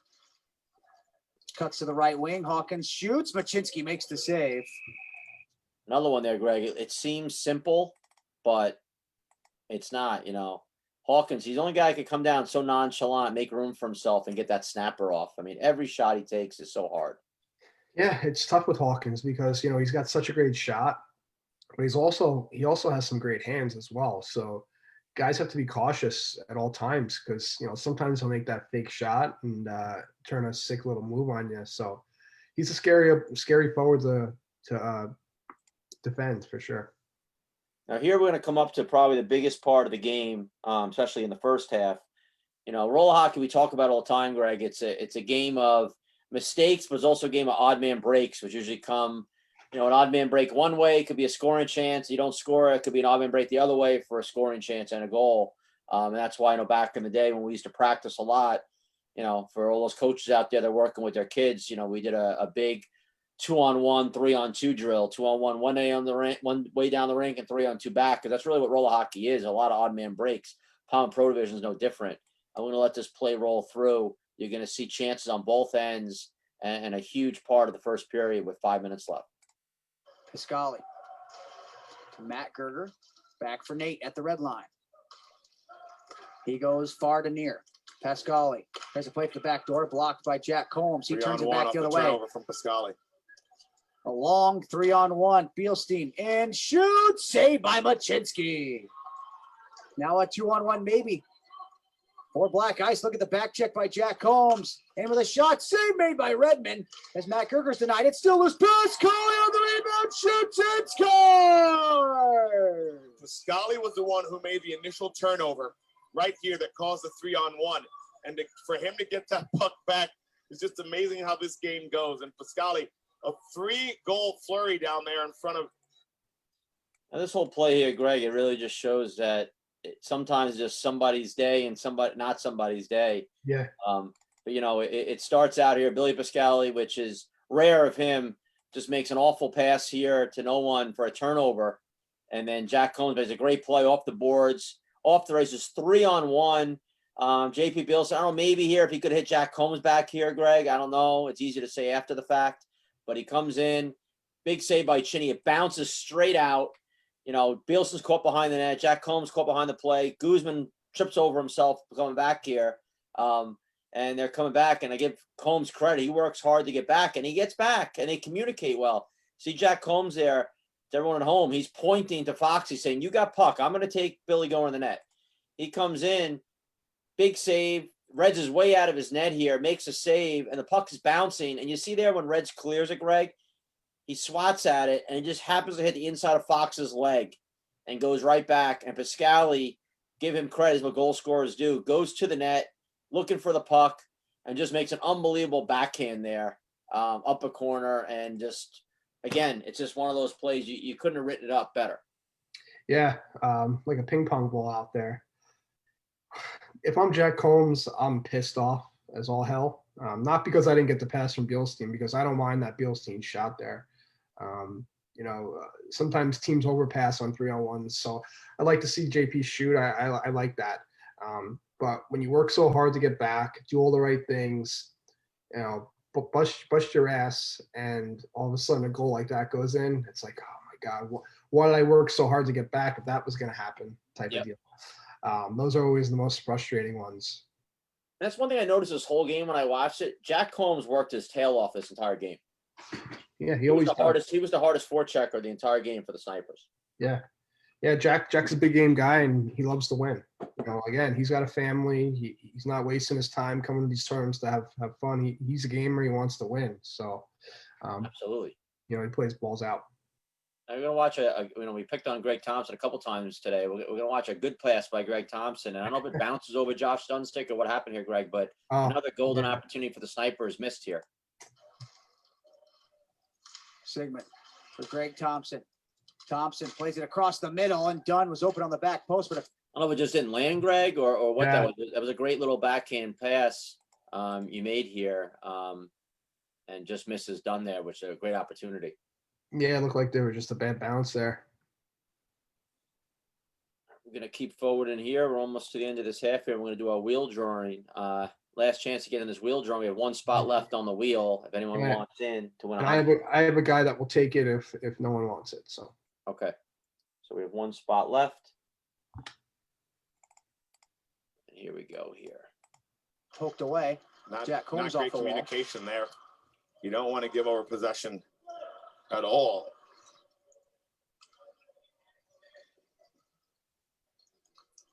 The defending champions, the Snipers, trailing by 1 here in the first. Tommy Bruce's shot. Machinski makes the save. Cleared by Matt Gerger. I like that shot by Tommy Bruce there, Greg. Yeah. The one thing about Tommy, he's still got those legs, and he's got an underrated shot as well. it's a sneaky shot. Yeah, he comes in, and then love how he still battles, right? He comes around the net, doesn't stop. Right here, he comes out, pokes that puck out, and then resets it and gets control of that puck again, which is pretty impressive here. You want to rewind that back a little? Yeah. Yeah, we're gonna rewind here to another big part of the game. The Snipers, trailing by 1 here in the first. Tommy Bruce's shot. Machinski makes the save. Cleared by Matt Gerger. So here's a part here in the game, and I guess we'll call it even because the Snipers got away with one on a high stick on by Sigmund on PJ DiMartino earlier. But here's an example. You got two Michigan guys that know each other well, Cal Kafuk and Brandon Hawkins going at it here. Cleared by Matt. And we'll do this in slow-mo here.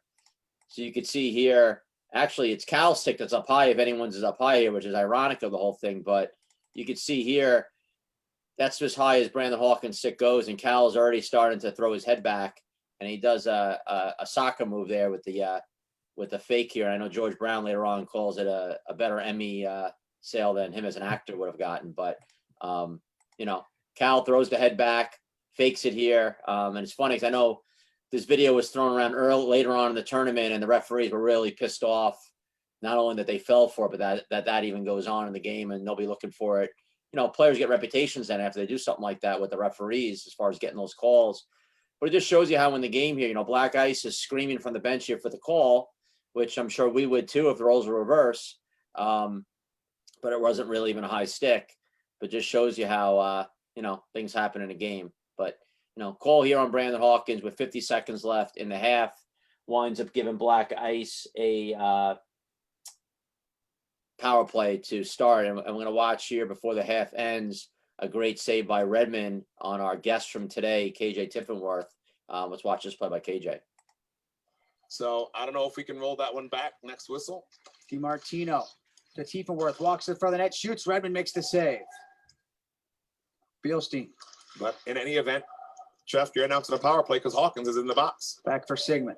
So nice little play there by KJ, very creative coming off that side. He's power play specialist. Big save by Redmond. And this half will end, Greg, 1-0 Black Ice.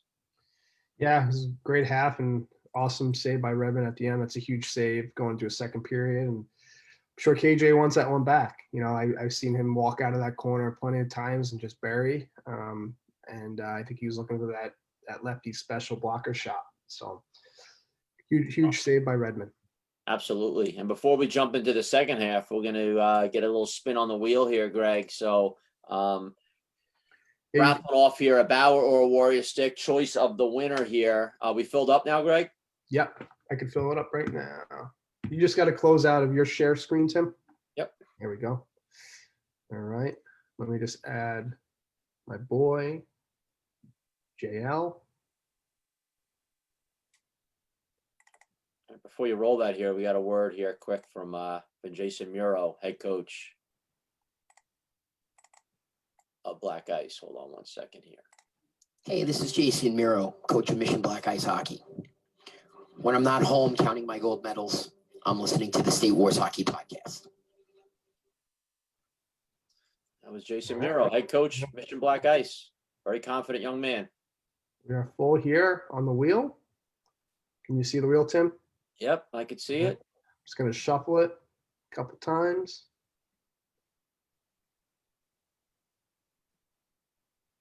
All right. Good luck to everyone. Ready.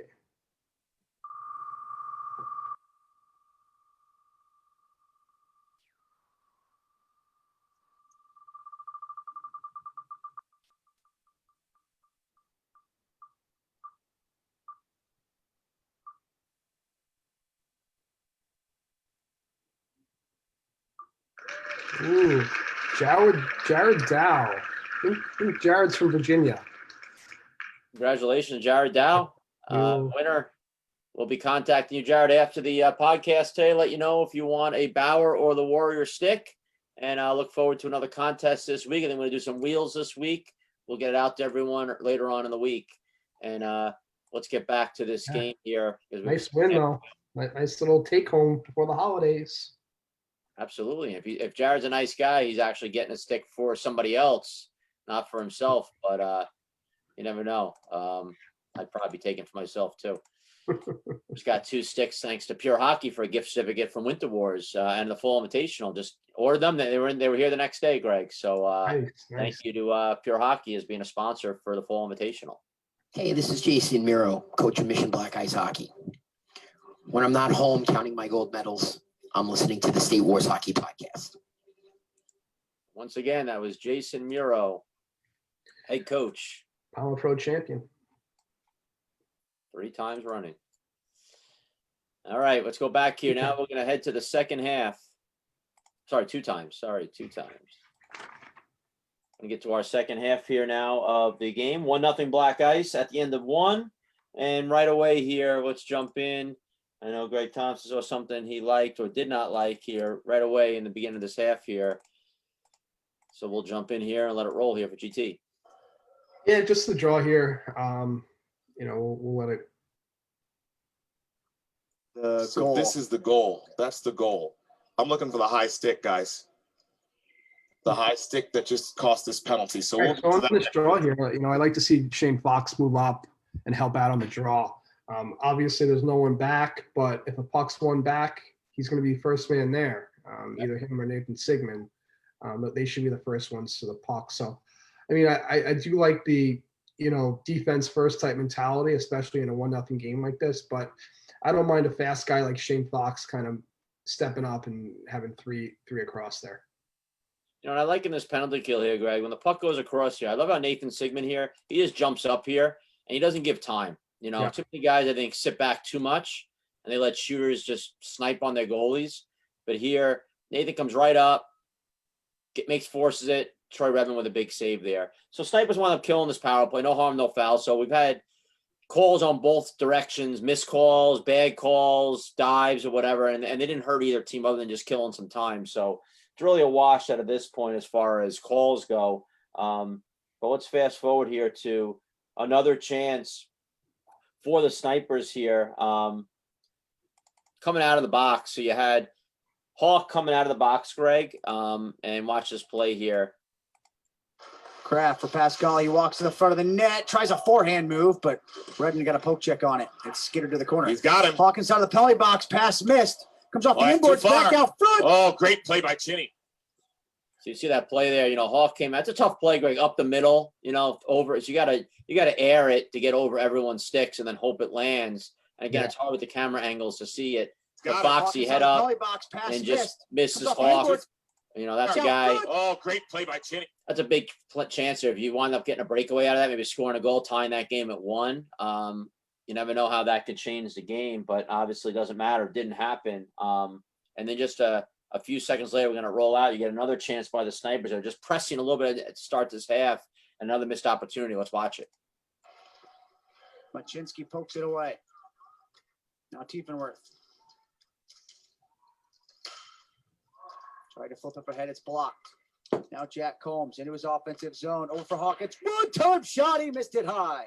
It's another great opportunity there, Greg. You know, you got Yeah. two great players there. Jack Combs makes a great play, hits Hawk, who's usually money from that spot, and just ripped it. And I thought Hawk this whole game, you know how it is. You want to score so bad. You're trying to tie the game. You want to win the game for your team, and you're holding your stick maybe a little too tight.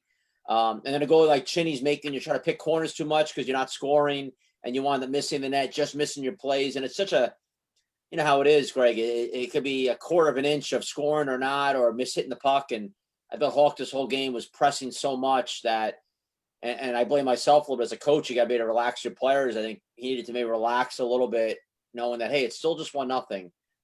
But, you know, another opportunity blown there. Yeah, totally. And Chinny comes up big as he did all game long. You know, two guys you don't want to see on a 2-on-1 is Jack Combs and Brandon Hawkins together, and came up huge. Absolutely. Let's watch this play. Side. Behind the back pass to Pascali. What a play, but a big save by Redmond. How about that play by DiMartino, Greg? Awesome look. Great vision to see, you know, that there is a trailer coming. You know, again, I think that's Hawkins, man, coming in late. You know, he kind of gets caught puck watching there, getting focused, and his man was coming in late. And, you know, granted, Black Ice did not score, but, you know, it could have been a dagger. Yeah, when you're seeing it right here, you know, that's Hawk's guy coming in late. And then Fox's guy rolls out, Kraft.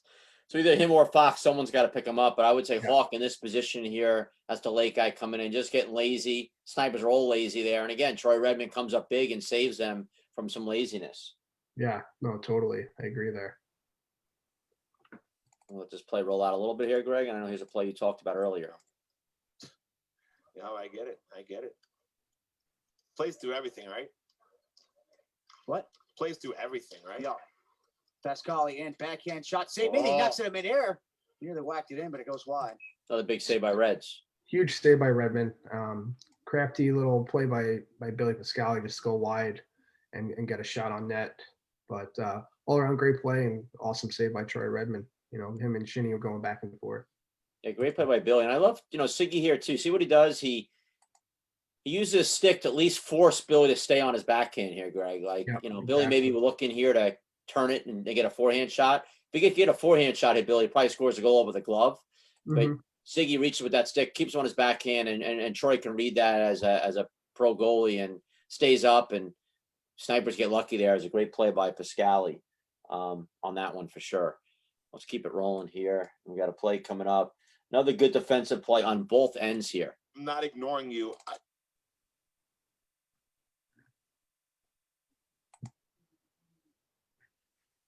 Sorry, going to forward a little further. Talk about a lot of offense in this game. Here's good defense on both ends. Kramer back to Tommy Bruce. Tried to go up to Kramer. That one's blocked. Here comes Matt Gerger.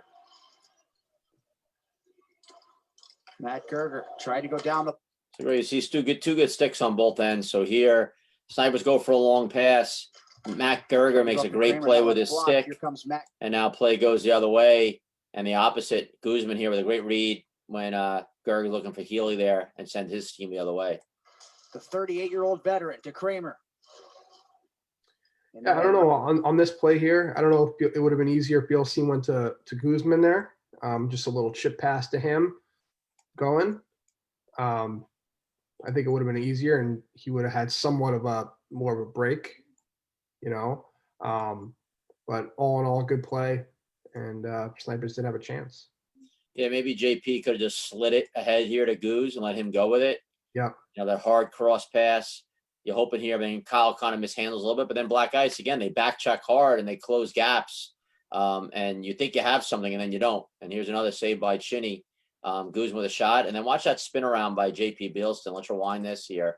So after all that, Goose comes through. Skates up the boards. Nate Shot. Gerger, stick lifting all he can. Can't get it through. Guzman, a shot. Blocked. Now in front. Bealston turns. Wow. I mean, what a play by Bealston here, Greg. Watch this play. Watch how he first makes his first play. He's positioning here. And he tips it to himself and spins around. You see that, Greg? Yeah. It's a marvelous play here by Bealston. Watch this. Watch this little tip. puts it into space for himself, and then just spins, uses his body. And again, Snipers golden opportunity, and Chinny kissed the goalpost on that one. Whether it's Chinny or the post, they're not letting anything in today. Yeah, he had his angles right? Great play by Bielstein again. That front presence, he's a big boy. I'll take him over almost anyone in the division in front of the net for a battle all day long, and makes a good play. And unfortunately, couldn't bury the puck there.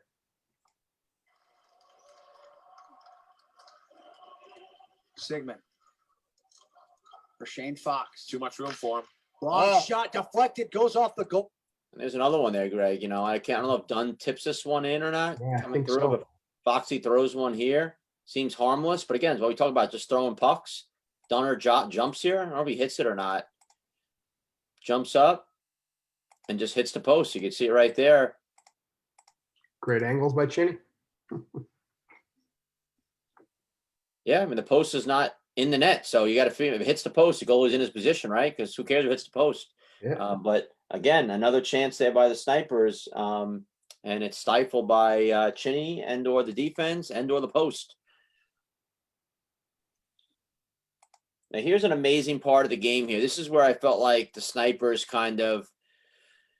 we put our push on. It's like, all right, we need to have a surge here. And you see it all the time in hockey games where teams put surges on and they try to get momentum. And here, the Snipers had the puck for, I think we had it for almost a minute 40 straight here. And we're going to let it roll and just the puck control and chances here. And it's got to be so frustrating when you just can't put one home, when you feel like you're doing everything right. Now, let's just watch it here. Hawkins for Greg Thompson. Thompson, power move to the outside. Backhand shot misses wide. He loves that fake shot. Go to the backhand move. There, he missed it. Thompson, back for Guzman.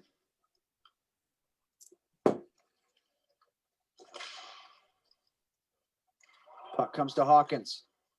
Hawkins fakes the shot. Now he takes it. Hits traffic in front. Jack Combs on the rebound. Jamming at it. Machinski keeps it out. At the point, Thompson fakes the shot. Down low to Hawkins. Hawkins tries to score from behind the net. He hits the back of the net. And Tiefenwerth. Waited into by Jack Combs. Puck comes out high. Guzman with it. Guzman to Greg Thompson. Now back to Guzman. Can't see it right now, but Tiefenwerth and Jack Combs are having a heck of a battle in front of the net. And we're going to talk about that. Guzman gives it to Hawkins. Hawkins shoots, deflected by Jack Combs into the right corner. Jack Combs out to the point. Jaden Guzman walks into the slot. Shot. It's blocked and goes to the right corner. DiMartino and Hawkins. That's a powerful battle there. Puck pops up in the air. Tiefenwerth gets it up to Kraft.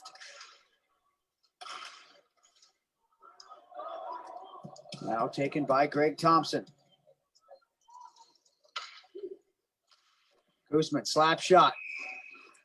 I mean, that had to seem like an eternity to the defense there, Greg. I mean, that whole time, not a ton of great chances there. I think we were on the perimeter a lot there. But, putting a surge on, and I know it's frustrating as a coach. I can only imagine as a player being on the rink, how frustrating it's got to be. You were on for that whole time, Greg, surprisingly. Definitely, I'm sure you came for that asthma puffer when you came off after that shift. But that's got to be a long, frustrating shift when you come off. And, part of you said, let's build on that shift. We had a great shift. Let's keep going. But there's got to be a party that's going, what the F do we got to do here to score a goal, right? Yeah, no, I agree with you there. But then again, there's a lot of time left in the game. Building momentum for the team, is key, especially at a point in this game. At 12-minute mark, really. Just getting the legs going and trying to just get some momentum going for the team, and going back to the bench and saying, guys, listen, let's go. We're working hard. Everyone's got to build from this. So, obviously it stinks not scoring a goal, but at the end of the day, it does help the team in hindsight. Absolutely. It's all about momentum, right? So here, we're going to fast forward here a little bit, and, Black Ice gets on the offense as well. And another big save by Reds. all game. He's not even on the bench. PJ Cavalla. This is the point they realized PJ wasn't playing. It took them until 11:42 left in the second half to realize PJ wasn't playing. So good observations by Trefty and GB. PJ Cavalla. Puck in front. This one's chipped on net and held on to by Nice little tip there. Billy Great pass pass. over to Cal there, and Great great pass. deflection, right? Yeah, I mean, I'm not sure if it was just a bouncy puck PJ or Cavalla. what, but puck in front. yeah, This a one's little chipped ahead on of him. net and held on to by Redmond. He leaves it out for Shane. And I like Reds' head is up here, Greg, where he doesn't hold it for the whistle. And credit to the referees that they let it play through, realizing a lot of rookie refs would just blow the whistle Mhm. immediately there. But they let it play through. And sorry, I'm all over the map here with this. But like here, our Reds recognizes, hey, let's play the puck here quick. Let's get it out. Redmond, And he go leaves the it other out for way. Shane Fox. As Fox back the other way, they find Bielstein to the front of the net. Oh, he had the And on the mister. Now, if JP Bielson scores that goal, the credit all goes to Troy Redmond on that play. You know, Yeah. a lot of goalies, even in the pro division, I'm going to argue that a lot of goalies would have held on to that puck, just wanting a whistle. Troy Redmond head up, realizing two black ice players were caught behind the net there. Lets it go. Foxy takes it, go up hard. And again, JP Bielson all over. Watch this pass by Fox to JP, cuts in and just misses the net. He's got Chinny beat and just misses it. So again, Snipers just wasn't their day, cannot buy a goal. I always laugh at plays like that because I've been battling against JP for a long time now, with other teams and stuff like that. But I always remember him scoring goals like that against my teams, and Yeah. finally playing with him, and he couldn't finish it. I mean, all Swedish, no finish there for JP, but just an awesome effort, and he's just, like I said, he's dynamite, especially around that area. Tommy Bruce, big slap shot. That one goes just wide. This one's brought along by Nate Gerger.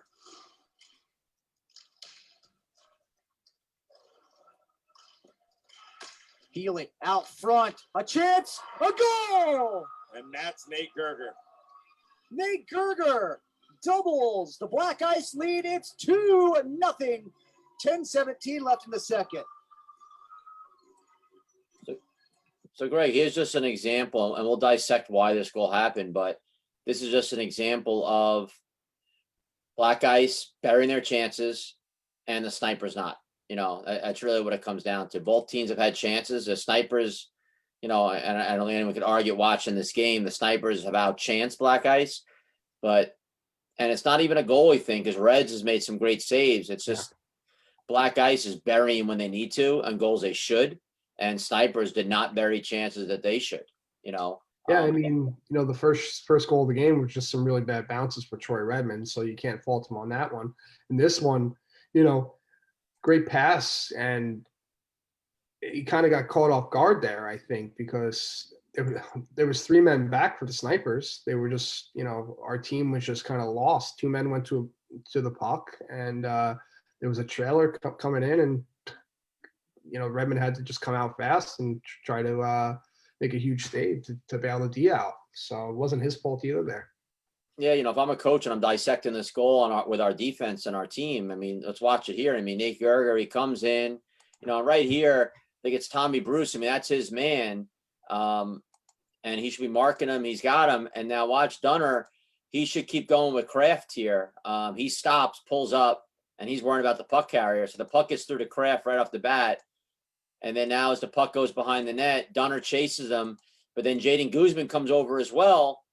And then Jaden leaves him.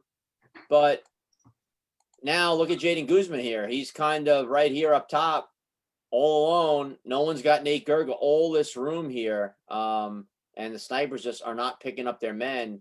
And great little play. And Healy with a great pass out the other way. And he's all alone for a shot. And Troy Redmond's got no chance there. Yeah, it was a great pass by John Healy. Awesome pickup by Black Ice. Just an awesome role player. And great little lefty, awesome shot. I know he scored some big goals for Black Ice this tournament, so good pickup. No, absolutely. big goal there. Makes it 2-0, and it seems like an unsurmountable lead now, knowing how tough it's been to get one goal, let alone two. You know, and we're gonna fast forward here a little bit. Final play, Greg, you talked about. There was a lot more action in the first half, it seems, than the second. And then here at the 41-19 mark, Greg, I'm gonna let you jump in here. I'll play it through first.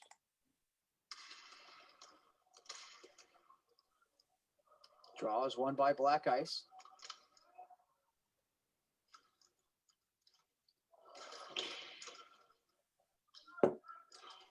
Hawkins is bumping everybody he sees now. Nate Gerger looks for his second shot. Redmond makes the save. Yeah, I just thought there was some bad communication on the Snipers' part, obviously. You know, Jack Combs was kind of in the zone. He's kind of helping out on the back check, but it looked like Sigmund was already on that man, and it was just a sauce over. I think that was Tyler Kraft who just spread it over for a 2-on-1. Yeah, and I think that becomes one of those saves you say in your game, like if we come back and remember that save, because I think what happens is, you know, we just gave up a goal, guys are down a little bit, you're getting frustrated, so now you're getting a little more lackluster defensively now. You're not playing as smart, you're frustrated, and then you give that chance the other way. A Black Ice goes up 3-0 there, the game's over. But Redmond, as he did all game, comes up big with a nice save there. And we're going to fast forward here to another good shot by, again, J.P. Bealston, who's been mentioned all game long here, but, you know, stifled again by none other than Chinny. Back to Pascali. Snipers getting very physical out there, and there it forces a turnover. Bealstein, long shot. Machinski makes the save. Can't find it, though. Eventually does and gets the whistle. So you can see the frustrations going here. Even when Greg Thompson swats at a stick, you know, he's getting frustrated. So another good shot there by Bealston. Again, another big save. And, you know, we'll fast forward after this faceoff here. You know, another big play of the game. And I know guys, I'm sure, think all the time, and it's been said, and you know, it's frustrating for us at times thinking that, you know, the Snipers get all the calls in this tournament because I'm the coach and run State Wars or whatnot. And I'm sure the Black Ice guys feel that way, especially after last year, that controversial decision on a goal with them. But here, to me, I thought this was a huge part of the game. And again, we're probably losing this game regardless, but I thought, you know, Tommy Brewster, I thought got hooked here, and the referee's right there and let it go. And it wound up scoring a goal the other way on it. And I think if roles reversed, the other team would be going just as crazy as we were. But let's watch this play through, and people at home can make their own decision on it. Deflected on net, save made. Puck goes into the corner. And now they're going for shots and deflections in front of that here. Snipers wanted that call. They're not going to get it. Now Kraft the other way. Centers it. Pascali shoots and scores. You know, the other thing too, you know, because we'll pick on our own guys here like we do everybody else. You know, watch Brandon Hawkins here, number 10. He's coming back hard here, and then he just quits on it. You can see him here. This is Brandon Hawkins. He just stops skating, and his man here, they go to help out on the puck, is not helping out, and it winds up being an easy goal for Billy Pascali. And that's just a lazy play on the back check by Hawkins. And it was almost like we were quitting at that point. But, you know, definitely thought it could have been a hook on Tommy Bruce on the other end. And, you know, again, he gets hooked, knocked off the puck. They go the other way and score, and definitely frustrating. But just goes to show you that, you know, the Snipers aren't getting any favoritism here. It goes both ways, whether you like the calls or not. It's the ref's game, and we just got to deal with it. Yeah. I mean, going back to Tommy Bruce, Tim, if you want to rewind that for a split second. It's funny. It's like one of those plays, and we've both been in Nate Gerger's shoes before. You know, watch Nate Gerger here. Corkscrews him, right? And he kind of knows he has a stick up, so he drops it. So he drops it, just thinking, oh, that wasn't me. I didn't do anything. It was harmless. You know, we've both been in that position before, I'm sure. I'm sure you have. But, you know, he definitely corkscrewed him a little bit. For me, you know, I was, not that I was, you know, going nuts, but I was definitely upset about the non-call because that's a huge goal.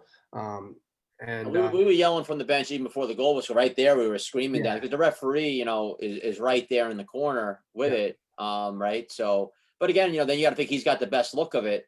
But, you know, I don't know, the controversial thing that happened last year with our team, where the referees feeling, hey, Snipers black ice, I don't want to call anything that's close with these guys. I don't want to hear it again. You wonder if that plays in the guys' heads a little bit. You hate to talk about it, but it's human nature at the end of the day. And again, not that it changes the whole game, but 3-0 ends the game basically here.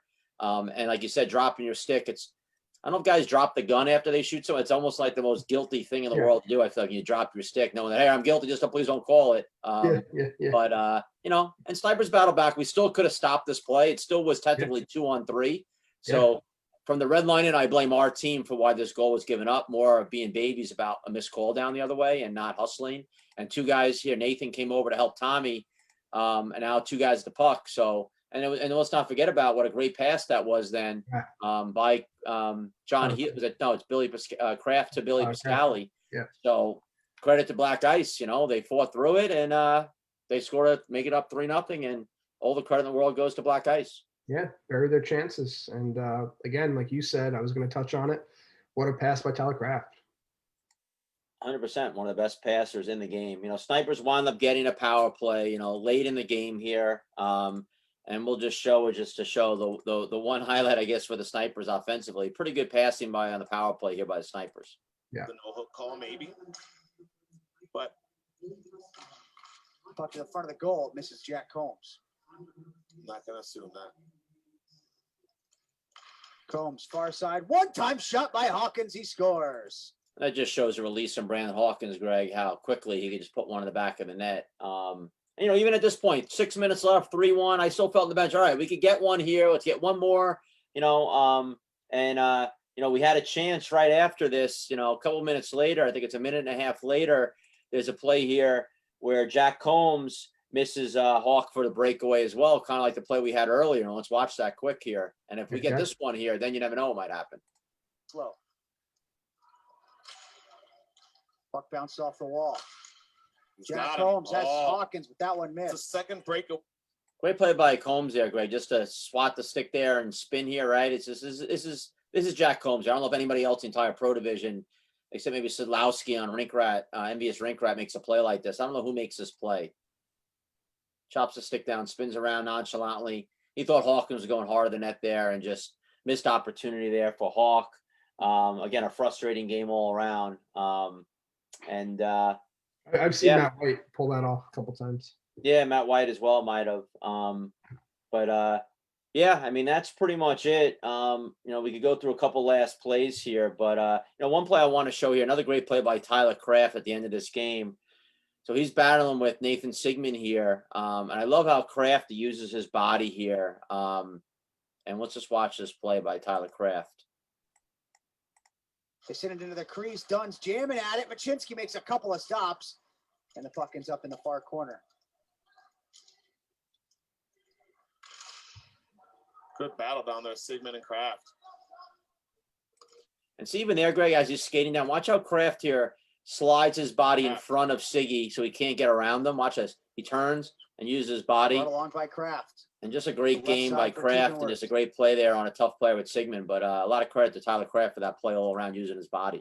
Yeah, it's a good battle. And, Sigmund, he's a smaller guy, but he usually wins those battles, 9 times out of 10. But Tyler Kraft did a great job. And there's one final save at the end of this game here by Chinny on Nathan Sigmund here. Snipers had a goalie pull for 2 minutes, had a lot of chances here. But again, they're down by 2, not 1. But let's just watch this final save by Chinny. This just kind of speaks. This is a microcosm of the whole game. This last save, I think, here by Chinny. Towards the front of the net, chipped up in the air. Bounce around to the low slot. And eventually it pops free. Got no stick. Down on his knees. No stick goalie. You hear JP yelling for that. Now to Sigmund. He shoots. Save, made the rebound. Just a great save by Chinny there to end the game. Yeah, I think he even got a rebound off from Jack Combs there, too. Yeah, and that game ends that way. 3-1 Black Ice. Brings them towards the championship game, and they'll wind up, and we'll talk about that game. I know the other semifinal game is the Tour Mudcats and Tour Roadrunners, but so they wind up playing, in the championship, their 5th straight. Very but impressive. just a great game all around by Black Ice. they persevered that first half where I thought the Snipers kind of dominated the first half. And if I'm Jay Muro, I tell to my team, like, hey, we didn't have a great half and we're still winning 1-0. So let's just improve our play. We're going to win this game. And they definitely played a better second half than first half. And, get good goaltending, timely saves, and, great teams win big games, and they won a big one there. Yeah, again, like I said, impressive. 5 straight championship games. I mean, it's pretty unheard of.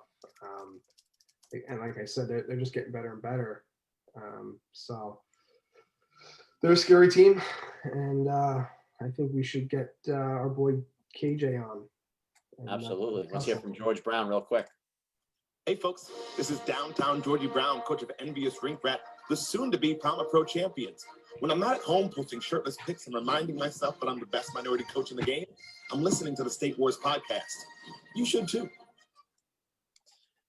That's downtown Georgie Brown. A couple comments here on our on the live stream here as we were talking there, Greg. So I know Kyle Kramer's always talking about wanting to have a best of 7 series, Snipers and Black Ice. I don't know how realistic that is to actually be able to happen, but of course that would be fun for the sport and for everybody.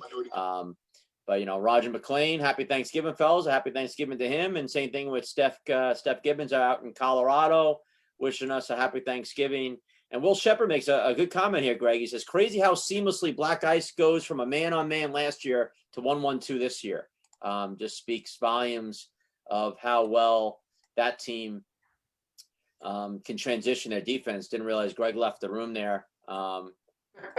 Little baby monitor yell maybe. But I was just mentioning here, Greg, that Will Shepard talks about how crazy seamlessly Black Ice went from a man-on-man last year to 1-1-2 this year. And they're just one of those teams defensively that can play any system, I think. Yeah, they always adjust as the tournament goes on. That's what makes a great team. You see a lot of teams just kind of stay with their system, and not really get much out of it in the long run. It might work some games, but against other teams, different matchups, good teams adjust, and then they do that quite often. They change up their systems. They might change up, each line, what each line does, man on man, or, kind of like a zone type 1-1-2. But yeah, good teams adjust on the fly. Kyle Kramer also mentioned, Greg, he sees a lot of dust on that Peloton behind you there. He said, you better get on that Peloton, kid. If you want to next summer. So yeah, I agree. All right, we're going to bring in KJ Tiefenwerth, number 98 from Mission Black Ice. They change up their systems. They might change up, each line. KJ, turn that volume down on your. Yep. There you go. How's it going, buddy? Going good. Hold on. You doing in quarantine? Are you on Long Island right now? You're in the city? Where are you right now? I'm back in Long Island right now. It's for the holiday. So enjoying some family time, getting out of the city. Yeah, not a bad spot to get out of right now, I would think. New York City's not the best place to be right now. Yeah, no, it's not ideal, but it is what it is. Tough times all around. So good to be back with the fam. Sure, there's big Thanksgiving plans for the Tiefenwerths. Gonna try, but we gotta, follow Cuomo's rules over here. So. Right. I'm sure. I know you're doing a lot with the restaurant business now and stuff. So obviously it's a tumultuous time to be in that business right now. How are things going with all your endeavors and stuff? Trying, usually there working weekends, trying to do some Friday night, Saturday night, some type of get-togethers, but obviously restrictions, it makes it tough, have to close by 10. So definitely not a good industry to be in right now, but hopefully they get through it and these small businesses can get back on their feet. Right, 100%. All right, so KJ, let's dive right into this game here. I know obviously you played in the game, and as a player and as a coach, when you're involved in a game, sometimes when you have the opportunity to go back and watch it, you may see things a little differently than you didn't realize personally or as a whole watching the game. So from your perspective, what's different in your mind, if anything, from how you felt playing the game to getting to watch this game once or twice or whatever afterwards? Anything different in your mind, or? No, it's it's definitely different from when you're playing it and when you're watching it, and then even hearing you guys, your perspective on it. Felt like I was in a sniper film session there for a little bit, but I'm sure if me and Jay were narrating the game, it'd be a little different. So It's fun to hear your side of it and what you thought about the game, but definitely after watching it, Chinny, unbelievable. Our two-way players, Kraft, Pascali, can't replace guys like that. In Championship Sunday, that's when those guys shine. So it was awesome to, watch some clips of that. And then I think a lot of guys that don't get enough recognition. I thought Matt Gerger had one of the best summers he's had in a few years. Healy stepped up for us, even Derek. So it was cool to actually pull it out this year, after struggling in the round robin. Yeah. So obviously losing Shabo kind of last minute hurt you guys. But talk about the play of Cal Kafuk and, how you guys adjusted playing with him and how he was as a teammate. Awesome. I mean, he fit right in. I can't say enough good things about the kid on and off the rink. Plays hard, has a little bit of that ice hockey edge to him, which is nice. I think we can use a little bit more of that. Was very coachable on the bench. He started out playing with, I think, Kraft, and then started playing with Billy, and wherever you put him, he was successful.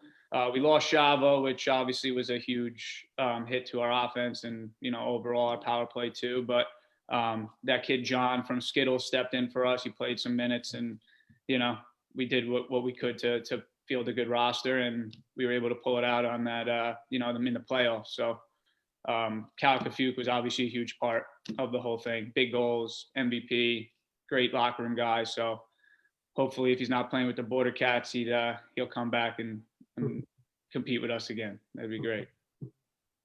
Yeah, it's great when you can add a Division I hockey player, right? Like a young guy with young legs, fresh legs. Obviously, I'm sure he wants to prove something to you guys too. He probably looks up to a lot of you guys, getting to come in there and fill in the shoes of a big player. But I've been watching Cal for 12 years plus at State Wars as a kid playing, and I've always thought the world of him, and he obviously did it on the biggest stage.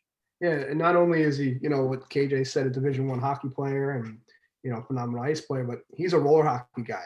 He's not like one of those guys where you play D1 ice, let's go play some roller.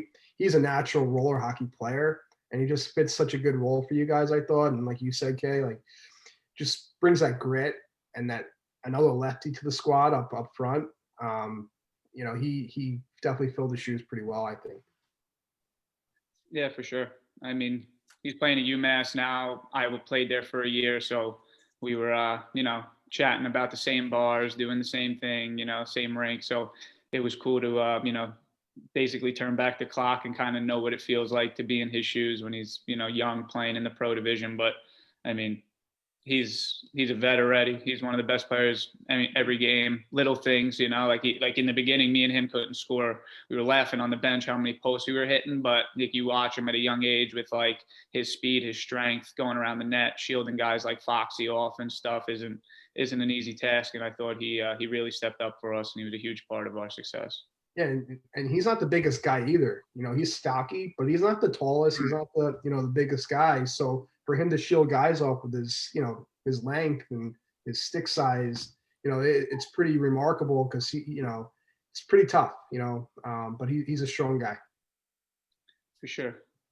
Now, KJ, let's talk a minute about Chinny. I know sometimes teams may take it as you're not giving the team credit when you talk about a goalie being so great, but on our team, I'll always say Troy Redmond's our best player every game. So, you need a good goalie to win games. I don't care what team you are. And do you agree with the comment that sometimes he's almost underrated to people? Like when people talk about goalies, especially with Black Ice, they'll talk about KJ, talk about Billy, let's talk about Crafty, let's talk about Chavo, let's talk about Cal or Berger. I almost feel like Chinny's on the bottom of that list of the conversations. But to me, especially big game wise, there's not too many I'd rather have between the pipes than Chinny. And I saw that firsthand in World Championships 2 summers ago. Yeah, Chinny's definitely a gamer. I mean, in our locker room, we know how important he is, whether people notice it or not. And that goes for, like I said, all the role players on our team that don't get the recognition, the Kozlows, the Gergers, things like that. But Chinny's a huge part of our team, and sometimes he struggles, and he's one of those guys who, he'll let the backup get a couple games if he isn't playing good. And, he's not a whiner. He's definitely a team guy. He's one of the boys off the rink. So playing in front of him, I think it gives us a comfort level too, because, he means so much to us from the work he's done for us in the past and the championships he's won us, that when we play for him now, you know, we turn it on a little bit if he's struggling, or, you know, if he's about to pitch a shutout, we try to close it out for him. So huge part of our team. Obviously you see in those big games, he steps up, and that's why, you know, that's what makes him Chinny. He's definitely a gamer, and he steps up when you need him. Absolutely. Now we had one exchange. The guys were talking about you and Jack Combs going at it pretty hard in front of the net. You know, you're a skill guy to me. Like, you're not the battle. You know, I don't want, you know, you're not built to be battling all the time. I think you want the puck on the perimeter. You're you know, so finesse kind of guy. When you get caught in that trench with a guy like Jack Combs, like, that's got to feel like you're in a war for a little bit battling with that guy, huh? Yeah, I mean, it brought me back to the, you know, college ice. I kind of played that role. I was playing net front a lot on power play and things like that, and I'm not the biggest guy in the world, obviously. So, you know, that's just, it's a man's game, you know, bigger and stronger. You get bullied out there, but, you know, I thought I did a decent job of irritating them and, you know, just showing the team that you can't let somebody like that just have all the time in the world in front of the net. He's, you know, if he doesn't get a stick on it the first time, he gets the rebound. He's quick with his feet. He's, you know how he is. You know, his crease play is probably the best in the sport. So I was just doing my best to annoy him and not, you know, be able to, you know, set up his shop right in front of the Chinny there. And, you know, took a beating. But I liked a little slow-mo there on the slew foot on the way back to the net, but it's all right. It's all right. Fun? On the way back to the net, he gave me a little kick in my leg. A little bit. But it's See, all right. these are the things we don't see, Kay, you know? Nah, I know. You caught the high stick. You caught the dive by Cal, but we didn't catch the slew foot. It's fine. That was kind of obvious. High stick That was, on Martino too, It's so fine. we caught the high stick on DiMartino too. So let's be fair. Yeah. It's hard with the cameras because when you watch it, they change so quick to the next angle. So sometimes you can't see like a play away from the puck, which is frustrating, and something we got to work on with our camera guys as well, of not always making that switch because you miss some of the plays, how they develop. trying to play, yeah, stuff like that. Okay, now after you guys, you know, obviously went up 1-0, you're feeling pretty good. But when you got that second goal, you know, was that kind of like the, yeah, you know, we got this guys type feel, or you guys, you know, how about after that Against third you one? guys, like, it's never, you know, actually, like, anytime championship Sunday, like, we're pretty good on that, on staying focused, and the job isn't done until it's done, because, you know, especially at State Wars, every team's good, everybody has weapons, and against you guys can score 4 goals in a shift. You've done it to us before. You've pumped us plenty of times that we know that you have that ability. And I'll be honest with you, you guys did a lot of good coaching, a lot of good tips there, but the main thing to me, I looked at that bench. It wasn't that Whitey wasn't there. It wasn't that Porter wasn't there. He didn't have Rowan Porter on the bench. I looked at his record. I was talking to him a couple of days ago. He hasn't lost a pro game since, I don't know, 2014. And I don't even think he was there. So, listen, I give guys like that so much credit, and like our bench was dead. I mean, the whole tournament. whatever you want to call it, lucky charm, get the bench going. You know, like sometimes those guys play a huge role. Yeah, I mean, we were teasing about it before the game that he's like, "Oh, I'm not there. You guys got it," kind of thing, like joking around. But you know, it's fun to see him, you know, still part of the team, and I know you guys value him, and he's a great dude. So I just had to give him a little shout out. Yeah, no, I agree with you there. No, you're right. And, you know, one of the things that on our team that we need to work on is we do, and it's amazing for a veteran team, is we kind of lose focus a little bit. And I'll take the blame on it a little bit because, you know, at State Wars, it's hard because, you know, you're working, you know, so you're not in the locker room necessarily an hour before the game with the guy. You know, it's kind of like a little bit less one-on-one with the guys with me. So I'm coming in maybe 10 minutes before the game, a quick thing, and we're going. I know the Roadrunner game we lost the night before, you know, not to take it away from the Roadrunners, but guys just weren't focused for it. Like, they knew they had the #1 seed in our division coming out, and they were just kind of like I think Redmond threw it on JP before the game. You played this game. JP, oh, I'm not ready to play now. And so I take that on me a little bit as far as them not being focused. And I know even going into your game, you know, Kavaya before the game, the whole thing, just kind of, guys just weren't like as dialed in as they should be. And I need to be a little bit more in their face about it, where Rowan adds that element where he's screaming and he's going crazy. I think the last time I acted like this, and Greg, you could jump in here, was honestly the year before when we played you guys in the final, and you guys were all over us in the first half, and we had that halftime back in the locker room. And I went back in, I threw a garbage can. I was going crazy on the guys, screaming. And that's probably the loudest I've yelled in 10 years at the guys. But I think I need to realize that even at this level, you got to kind of wake the guys up and get them focused a little bit more, because sometimes we get complacent and we fall asleep, and we just think we're just going to win because we should win. And then a team like you guys come in, they're just as talented as us. And before you know it, you lose it and the game's over. Yeah, no, we faced a very similar situation over the last couple of years. You know, we went on a little run when we first, established ourselves as like a pro team. Won Narch back to back, had the big State Wars win against you guys, and then had a lot of upsetting losses and dropped a lot of games. Most people thought we shouldn't. And I think it was a lot to do with what you're saying, guys. I kind of expected to just go out there and win because that's what we've done in the past. Same thing with you guys. You've had so much success that, you don't think you need that, to lock it in or have that guy on the bench. But I know I'm an ice hockey guy, and like energy on the bench and things like that is a little more stressed as a point in that sport than roller hockey. But like Derek Schultz, shout out to Derek, like was unbelievable, even in the round robin, like just being fired up just to be there when every time somebody scored, getting up on the bench. It kind of just locks you into the game, focus on your next shift. You're not thinking about where you're going out to eat after a round robin or anything like that. So I definitely think that that's a huge part of it. And then coaching as well. Like Aaron did an unbelievable job with the forwards. We had a couple guys that weren't 100%, that were hurt. He did a great job of adjusting, switching up the lineups. Me and Billy didn't play together. That was the first time in, 15 years I didn't play with him. And I thought it was a great move, and it panned out for us. So I think, energy on the bench and having those guys, Tyler Kraft's another one, absolute leader. I think he's established himself as, if not the best player, two-way player in pro, to be in the top 5 for sure. And I think his leadership is a huge thing. The way he talks on the bench and how much he cares about the team. He called me in the middle of the winter about roller hockey, and it's cool to talk to him about it because he's very knowledgeable in the sport, and I'm kind of a little bit on the outside. Right. Kraft you're talking about? Yeah. Yeah, Tyler Kraft. Sure. 100%. And I'll honestly say, this is going to sound like a funny comment to some people, but I'm sure a lot of people would think it's a huge advantage having me as the coach at State Wars.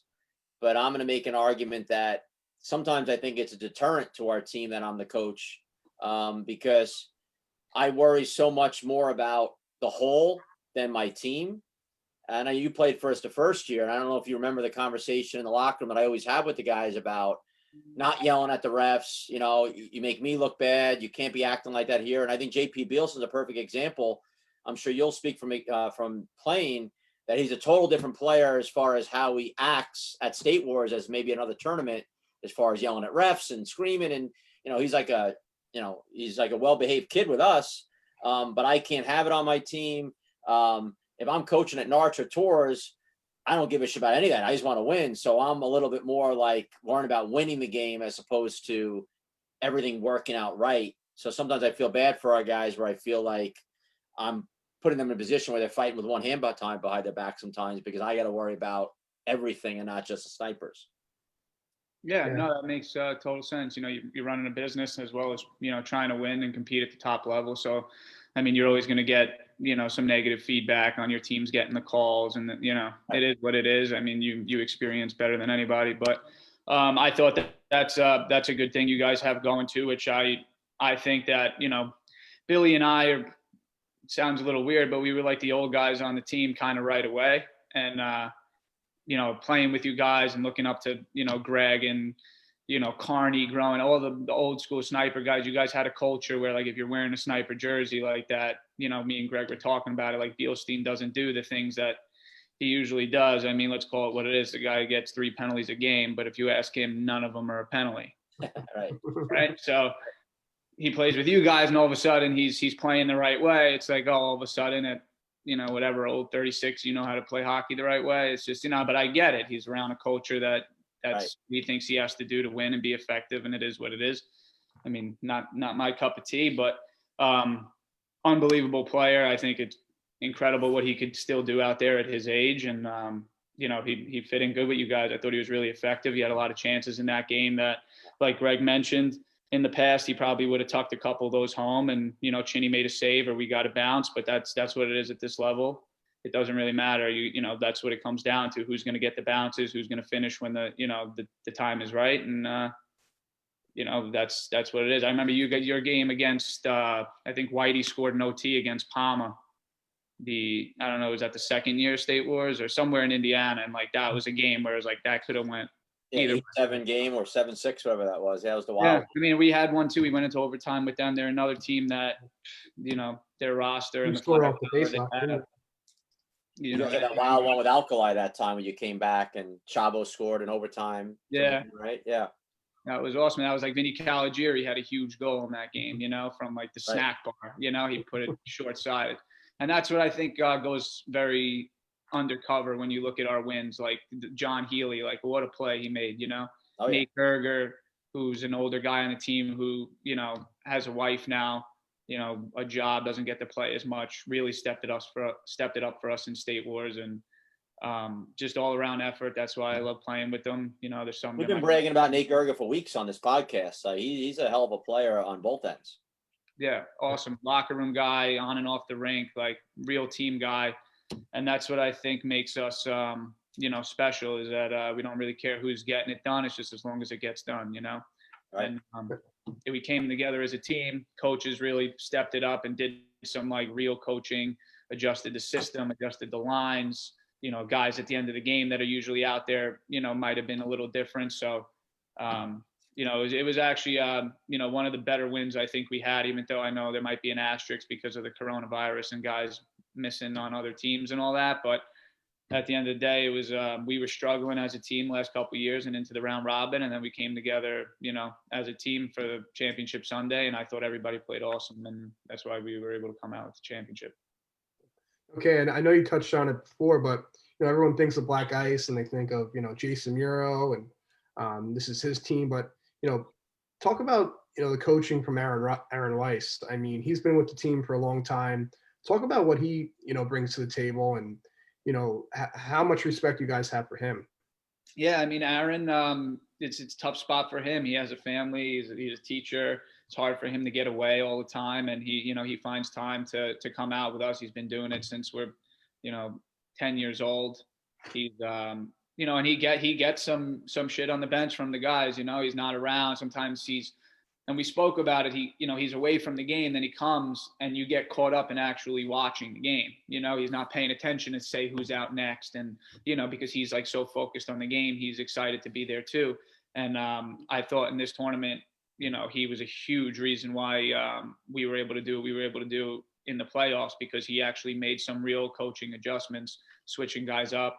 Like I said, me and Billy not playing together, we didn't question it. We know, you know, we trust him as a coach and as a friend. He's one of the guys. He's, you know, hilarious in the group chat. It's, you know, it's a real comforting thing when you play with us. Once you're, you know, you're in. So it's awesome playing for both of them, Jay and Aaron. And yeah, he doesn't get as much credit because he's not, you know, at every tournament, but you know, that's life. And when he is there, I know it means a lot to him. So it's awesome that we're still doing it at this age. And hopefully we have, you know, if we follow in your guys' footsteps, we might have another, 10 years. 5 or 10 years. I mean, it's pretty incredible to see you guys still be at the top of the game at your age, but especially it becoming such a young man's sport. But, you know, I'm hoping that we can keep it going. Now, KJ, you talk about a young man's sport. So when you see this division as a whole now, I mean, this tournament was a coming out party for Rink Rat Envious, or Envious Rink Rat, you know, the way they played. And obviously the Tour Roadrunners getting to the finals against you guys. And we've been talking about them for years. Like, when are they going to finally make the next step to get past the quarterfinals? And you have a team like PAMA that's constantly picking up guys, are changing a little bit. And they've always got, you know, a nucleus that is very tough. And then, you know, Alkali is always in the mix. I thought the Mudcats this year were the best they've looked in maybe 5-10 years. So, you know, what do you see like as a player when you're watching the games? I know you're a student of the game. Who are some teams you look at and go, all right, well, we'll have to watch out for these guys in the near future here? I mean, Roadrunners for sure. I've been saying it for a couple years now. I mean, Joey D and Max Halverson are two of the best players, I think, right now already. And once they mature a little bit, and I think they learn how to use their teammates a little bit more and understand that, you know, they can't do it all themselves at this level, that their game will elevate to another level that they haven't hit yet. But they got Del Morte, Keith is awesome back there. So like they have the pieces. I think, you know, they just got to, you know, keep doing what they're doing. They made it to the finals. They always give us a hard game.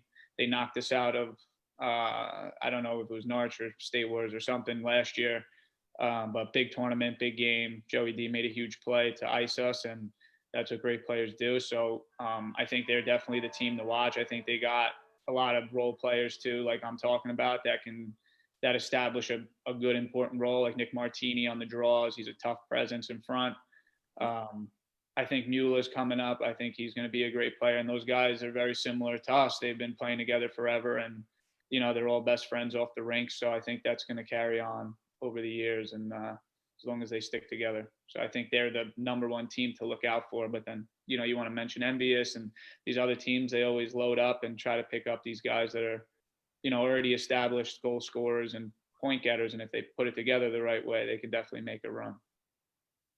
And how hard does it make it at the PAMA Pro where, you know, normally in a tournament, you have some games in the round robin where you can take a break and just say, all right, I know we're going to win this game. I'm going to be able to just work on my game a little bit here. Now here you get thrown into PAMA Pro where you're playing tough games every match. Do you like that for as a player, that by the time you hit the playoffs, you've already been battle worn, or do you like being able to say, all right, I you mean, know? me personally, I like the harder games. Like I love playing you guys, even though it's, you know, the hardest thing ever.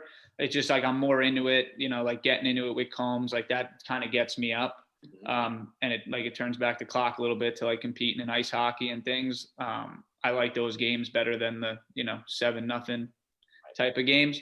I do think PAMA Pro though, you don't really have time to warm up, so you got to be ready to go from the jump. But by the time playoffs comes, like you're ready to go. And then that last day is all about, you know, basically staying healthy and being able to get through every game and, you know, doing what you can to get the W, because it's not always going to be the same guy to score 2-3 goals a game, you know?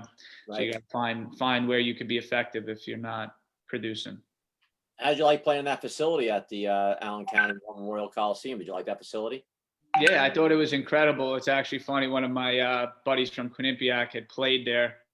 Okay. So I sent him a Snapchat, and he said something like, "Oh, you're winning championships in the house that I built." And it was funny because there was like guys there. There was a couple fans there watching the game, with the Comet jerseys on. And I don't know, the guy came up to me and said, "Oh, you played for Quinnipiac. Like I know Kevin McKernan." And, you know, we were shooting the shit about it. And it was like kind of cool to see, like, you know, this is what my friends are doing on like a ice hockey level. And then I'm here playing roller hockey. Right. And, you know, it's fun. Well, what's crazy is, you know, Sadlowski on Envious Rink Rat's captain of the Fort Wayne Comets. So the guy that ran the team that was helping us with the rink had said if it was a non-COVID year or if it was something we could really heavily promote, we would have had 1,000+ fans there every game just when he was playing, because he's such a fan favorite. That was like that dude, Ernie. Remember the guy, Ernie? Florida. Yeah. He played for the Everblades, and then he played for like Mission Axiom. And it was like my first year playing pro. I think I was either with the Roadrunners or I don't know what I was doing. Maybe it was Black Ice's first year. And this guy was just teeing him up. Like he must have had 4 or 5 goals, and it sounded like he won the Stanley Cup. Like every goal he's pumped. And I'm like, who is this guy? And they said he's like a hometown hero in the coast. So. What about the Mataflex floor? Did you notice a difference on that floor, like a brand new floor like that? Did you feel different? Yeah, I thought it was way faster. I mean, I liked it. I had no complaints. I didn't like that still mat puck, to be honest. We tried that in warm-ups. I wasn't a fan of that, but I honestly never, you know, really played with it. So, you know, other than that, I thought the surface was great. I thought it was fast. And, you know, we won, so can't complain. Yeah, can't complain. How cool is it to say that you've been in every PAMA Pro championship game? I mean, no one else can say that besides Billy, right? Yeah, I mean, we were talking about it. I don't know, probably after the last time we lost to you guys, and we're like, damn, like we're kind of like LeBron James. Like we're not getting it done. And like we really, like we joke about it all the time. Like we really like never lost in the championship other than like one time in San Jose to, it was pretty much all the PAMA guys. They were on Conics. So like when we started losing championships, we're like, damn, if you look at the record, like it's really not. We've all been in the final, but we keep losing. But I think we're at 500 now. So, you know, it's cool. It's definitely awesome to play in the championship at the highest level of anything. So, Yeah. I mean, for me, like, I hate going to the rink, like watching a championship game if I'm not in it. So for you, you know, it just makes it easy, right? You're playing in it, so it really doesn't matter. my body doesn't really agree with the it's easy kind of thing, but Now, are you one of those guys? Would you go back to the championship game if you guys got knocked out? yeah, I'd watch it for sure. Yeah. I'm not like bitter like that. I mean, obviously I want to be in it. I'm competitive, but yeah, I just love being at roller hockey events, like going from playing serious ice hockey to go, it's like almost like a vacation when I'm able to, you know, hang out with my friends, play some hockey. It's not as serious. You know, we're friends with guys on the other team. You're not cursing them out in the lobby if you pass by them. You know, it's just a cool culture, and I always enjoyed it since I was young, and now I'm get to watch it all again. My nephew's coming up. I'm watching him in tournaments, getting ready. He's got his State Wars sweatshirt on all the time. It's funny. Yeah, he loves it. Cal Kafuk gave him the championship hat. He wears it every day. So. He did win one at Winter Wars too. Oh yeah? Yeah, pretty sure. Yeah. He's a rip. He loves it. So it's cool to watch him you know, go through the same emotions that, you know, that I went through at his age. You know, the coolest thing ever, he's played in Feasterville, that tournament that I just played in, and we were driving to the game, and he like gave me a big huff and a puff. And he goes, "I'm nervous. This is his first tournament game. You know, he's got the butterflies, so it was awesome to like. I kind of felt it for him. I'm like, yeah, I remember. You know, I still get them. You know, when we play you guys in the finals or something, you get that the butterflies in your stomach. So it's just cool to watch it all again, you know. I mentioned it in a couple podcasts back, but I remember when I was 12 years old, you know, probably playing with your brother or against your brother, but remember young KJ flying around the outside of the rink, you know, with his 3-wheel frames on. You were probably yes. And you were probably the same age, if not younger. I think you might have been younger than Carter was back in the sports arena days. I think you were like 5. Maybe I might have started a little younger, but he's gonna. I didn't go to my first there was no 6 and under, so my first national was Atlanta in '98. I was 6, and I played with Kuzak Bulldogs with Johnny Mack and those guys, and you know, got a couple shifts there, and that was awesome. So now he's gonna be playing. I think this year he's first year 6, so he'll be, you know, playing 6 and under division, maybe double up and play some 8s, but. It's cool. It's definitely cool to like watch it. Like me and Cody Kettler were talking about it when they went back to Georgia. Narch went back to Georgia, whatever year that was, a couple years ago. And he was like, dude, we played against each other like 20 years ago here. And I was like, holy crap. It was literally 20 years ago. Right. Yeah. It was 2018, right? It was in right. So in 98, 99, yeah, 98. no, it was before. No, it was a little after that. It was because Atlanta was 98, 99. Right. So then we played against each other maybe a little bit, but it was 8 and under, you know. It was like the first time, and we still play against each other. It's like hilarious. It's cool to look back, and he's always been one of the best players. He still is, and you know, it's cool. I remember KJ Gray. I remember coaching at Rapid Fire or wherever in a tournament, and we had a '92 sniper team, and it would always be like, is this KJ kid showing up today? Because you know, he's one of the ice guys, and he wouldn't always make everything. I remember just thinking, like, I hope this KJ kid doesn't show up today, because we could beat these guys. If he shows up, probably not going to beat him. And you know, he'd show up, and I'd see his dad pulling in. I knew his dad, and once I saw him walk in, I'm like, fuck, this kid's coming back. You know, and you know, and he'd show up for the day, and he would just be a difference maker. You know, and you guys were probably 12 then. You know. And you know, always knew that he was obviously an awesome player, right from day one. Yeah. KJ, was that Black Ice group chat just buzzing today when they heard you were on the podcast today? Actually, a lot of guys I didn't really know. I kind of reminded them. A few guys hopped on. But yeah, I'm sure a couple of the boys are watching. I figured Aaron or Jay and some of the guys would say, "Oh, make sure you say this, make sure you say that." Yeah, Kraft wanted me to give him a shout out for being one of the best GMs in the game, which I gotta say, when the kid puts a team in or recruits a player, it's always. I mean, you saw that team he put in that Florida Cup. I think they only had like 6 or 7 guys, but they were all It's top funny. guys. Like Rolodad News or whoever, they're like, "Oh, Black Ice won 3 for 3." I'm like, that wasn't even Black Ice. It was like it was more of a sting team. I would think, right? Yeah. Tyler Kraft he gets it done. He put the team he was going to put in that California tournament was like, I don't even think I made the cut, to be honest. But it was it's pretty impressive what he does, and like I said, that's a credit to him and Jay for just being as involved as they are in the sport. And like, a lot of guys, say, like you say, it's roller hockey, but to them, it's what they love to do, and they're the best at it. So it's cool to be a part of it. Yeah. And for the longest time, I mean, let's be honest, right? You guys really didn't shake up your roster at all. I mean, there were really no huge pickups. You guys really just stay with your core, stay with the players that you grew up playing with, and maybe picked up, Nate started playing with you guys, and Healy, who was always a Black Ice guy. But I mean, all in all, you guys don't really pick up too many, outside players.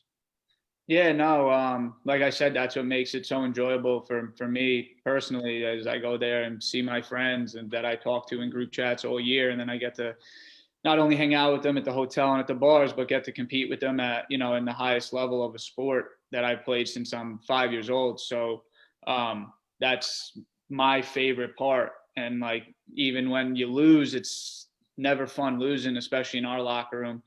But it's cool to look back and be like, we lost with our team, and then when we win, like we won with like our team, it's like the same guys that, like Anthony Kozlow, he tries to quit after the second round robin game every tournament. We know here comes the stick slam, and then then you look at any game, he'll never admit it, but like you could pull up any tournament we played and look at like a quarterfinal, semifinal, final, and he'll be, a key player in the game, and he'll never take the credit and be like, stop like that, but he definitely is a huge part of the team. And that's like that. I just love that. I just love playing with the same guys. I'm all about picking up a guy when you need help and stuff like that. But to go there and play with the same guys every year, win or lose, is definitely a treat. And the stories go on for days. So yeah, I was just on the phone with PJ Cavaya yesterday, and I made a comment to him that I'd rather lose with my guys than win with a bunch of guys I don't really know or care about. Like, of course I like to win, but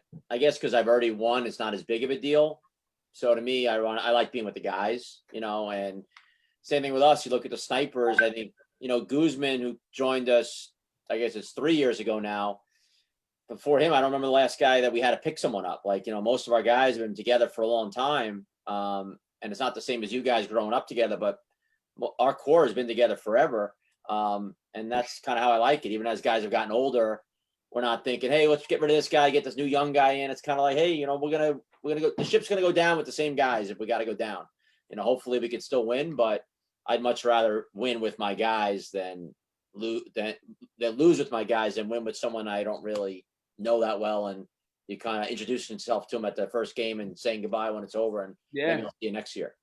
No, that's definitely, that's our MO. That's what we try to do. We try to stick together. Guys get older, guys get families, and some guys have to, real life hits. So sometimes, guys fade out, I guess you could say, or guys just can't make it anymore. We had like Groff, for example. He was a big player for us. He, not a big name, I guess you would say, but, he played great for us. He couldn't make it. And it is what it is. But we did a good job of picking up some guys, and they filled the role perfectly. And like our core guys always come back and they're involved, and it's just fun to be a part of it. And it's cool that we get to keep doing it for a few more years. Yeah, no, awesome. And you mentioned your nephew Carter before. It's like, that's kind of what the game's all about, right? All these young kids, Derek Kern had a son playing in the 6U division last tournament. His other son played 8U, CJ Yoder's got young kids playing. Dan Costanza's got his young kids playing. Everyone's starting to have kids or, so your brother's had his kid, and that's kind of where we're seeing the game, revamp again, is people having kids and getting their kids involved. Cameron Rowan had his son playing 8 and under at State Wars last summer from Jersey. A lot of these guys that are so into it now, their kids are playing, and that's where you're seeing that rebirth, if you will, with the younger divisions, which, fall invitational last month, we had 4 teams playing 6 and under, which doesn't always happen locally. And that's the future of the sport. So it's great to see. And it's great to see people like your nephew who are just so into it, and they're, watch their dad or their uncle playing, and now they're so pumped for it. And it's pretty awesome.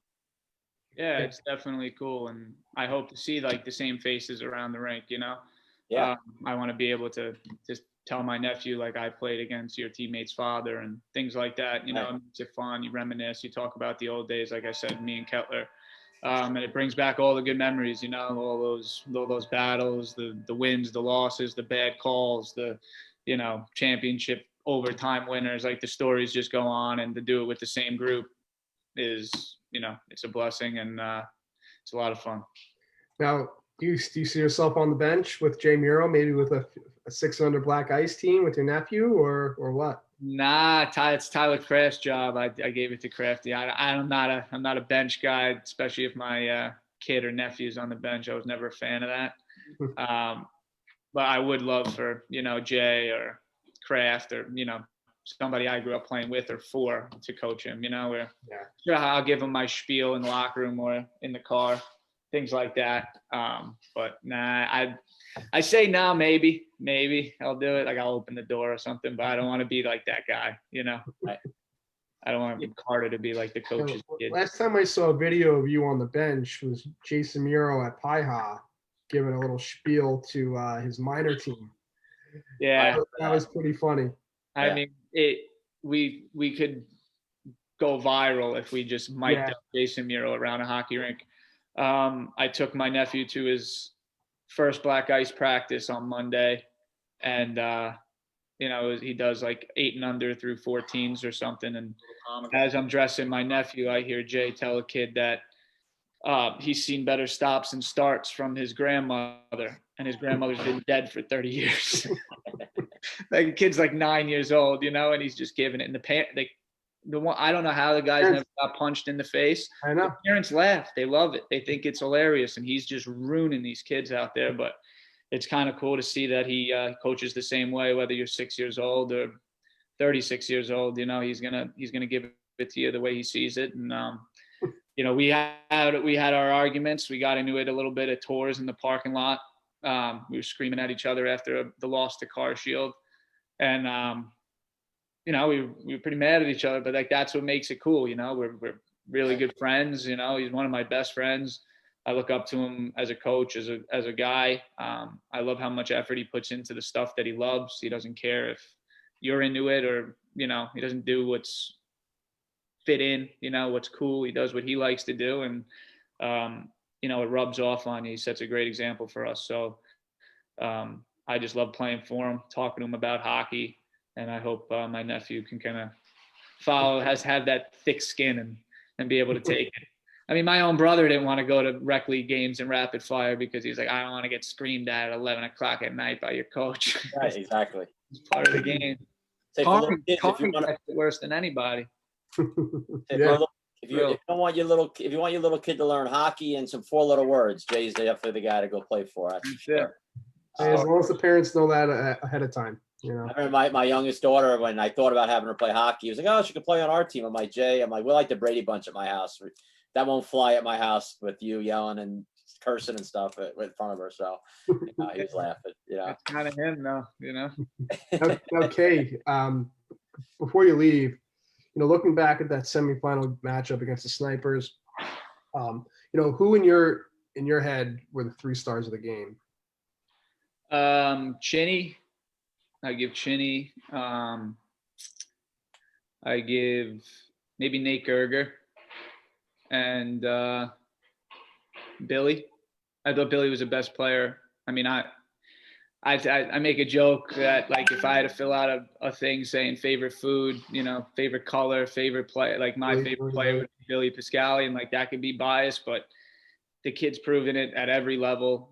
Nobody's more like clutch than him in small plays. Like if you watch the games we've won in the past, whether it's a block shot, a win face off, a pet, like the kid just does everything. And it's cool because when you talk to a player like Tyler Kraft, who's, you know, arguably one of the best two-way players now, he says he modeled his game after Billy. So it's like, it's kind of cool to watch it happen. And so I would give maybe Billy, I would say Billy, Gerger, and Chinny for the 3 stars of the game. Okay. But if you had to pick a sniper, I know it's tough, but you know, I would pick Rowan if he was there, but then you probably would have lost. So we're picking sniper stars. So. I would say I thought Bielstein was like noticeable. You know, he had a lot of chances, created a lot. Sigmund's always, you know, I think Sigmund is very similar to like a Billy or a Kraft, like two-way. You know, guy never gives up on a play. He can make a play when nothing's there. So maybe Sigmund, or I would say Bielstein maybe. Yeah, so Redmond played awesome too. Yeah, there you go. Yeah, so Redmond played awesome. Yeah, our 3 stars of the game were Mike Machinski, Black Ice, Billy Pascali, Black Ice, and Troy Redmond behind the pipes for the Snipers. So pretty close, pretty spot on. You know, we're going to talk about this best of 7 series or what? Because I know there's some talk, there's some tension between us. We got to get it out. You know? Yeah, honestly, it's all Kramer. Kramer's all about it. Crazy, drilling crazy a little bit, Timmy. There. What's that? So you're a little harsh on him in that video session. Hey, I know you think we're biased, but I try to be honest, you know, with my own guys when they do things wrong, and you know, let them know it. And you know, it's I don't say anything different to those guys privately than I would publicly. You know, I think Kyle Kramer's got so much more to give still, and he sells himself short. He'll be the first one to admit it if you asked him. You know. Yeah. No, I mean, I still think he's effective out there. I think I have a lot of respect for Kyle. He plays hard. But I would love to hear about this best of 7, how it would pan out. I heard there's roster rules. The first I'm hearing about it. I mean, not about the series, but about the rules and stuff. I haven't really. I just get my info from Rowan, so you know that could be exaggerated. No, Rowan doesn't exaggerate. I would no, like. I mean, we threw around the idea like at our Midwest Wars tournament. You know, last year we didn't have it. The year before we had that great pro division. Then we talked about, hey, what if we did a best of 7 with the Snipers and Black Ice at that time period, and live streamed it all. We could even make it a pay-per-view or whatever to raise some money for the prize. You know, and you know, roster rules we just talked about more would have to be, you know, obviously the Black Ice team. It's not like the Snipers are grabbing Travis Noe for the game, and you guys are grabbing, you know, somebody from another team. You know, you have to play with the team, you know, in the past. Yeah, it would be kind of like, I mean, obviously, like you and Billy could play on the Snipers. I mean, you played on the Snipers before, so we could pick you up for that series too. Yeah, that'd have to be. Personally, I don't see it happening. I would love to see it happen, but I don't know if it's possible to have it happen. You know, it would be a tough thing to have happen. We could barely get all our guys to the tournament, you know, let alone to something like this. So. Yeah, just to get on our end, the ice guys that are still playing ice home to be able to play, and then your guys to work in everyone's schedule. And no one would want to do it if their full team couldn't be there, of course. You know, again, I love the concept of it. I just don't know if it could happen or whatnot. So, but you know, it would be really cool. Let's hear your forward lineup if your ideal team was there for Snipers. I would say Matt White. Can we bring 4 lines?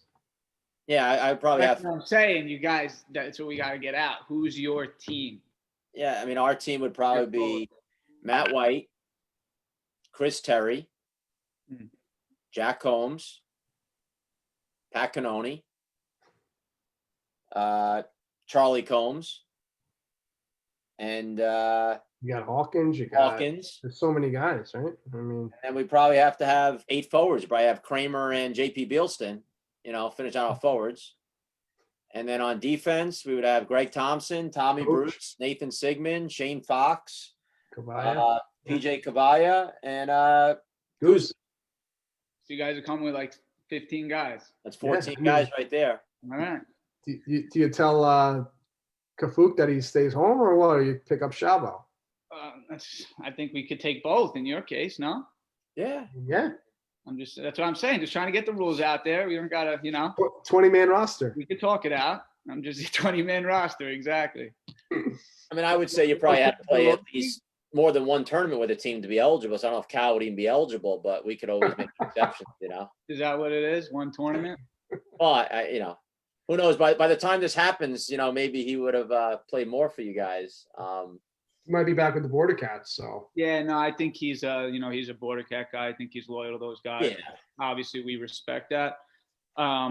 So The good thing about a best of 7 is, let's face it, a best of 7, I think the better team's going to win. And I'm not saying who that would be, but I think in a best of 7, most times a better team's you going to say who win. you think it'll be, Tim. It's fine. Well, of course, I think it'd be us. I'm the coach of the team, right? Yeah. But in a single elimination, anything can happen with anybody. So best of 7 is more true. But then there are other people out there that would say, why is it the Snipers of Black Ice? Why isn't it PAMA? Why isn't it this? So that's the hard part about it. What's our record against each other? You guys, have us 4-3, or is it not even close? I don't even know. I don't know. We had that period in the middle recently where I think we won a bunch in a row between Narch and State Wars. So I don't Yeah, know. the last few years, I think you won. It started with the semifinal in Narch, and then you smoked us in the final in Narch in Georgia. You smoked us in the final of State Wars. In Michigan in And then 17. beat us in that, the one in Indiana. That was a good game with Terry scored that oil. And you guys beat us pretty good. The State Wars 2 that year. Yeah, the first time. You guys beat us pretty good in that game.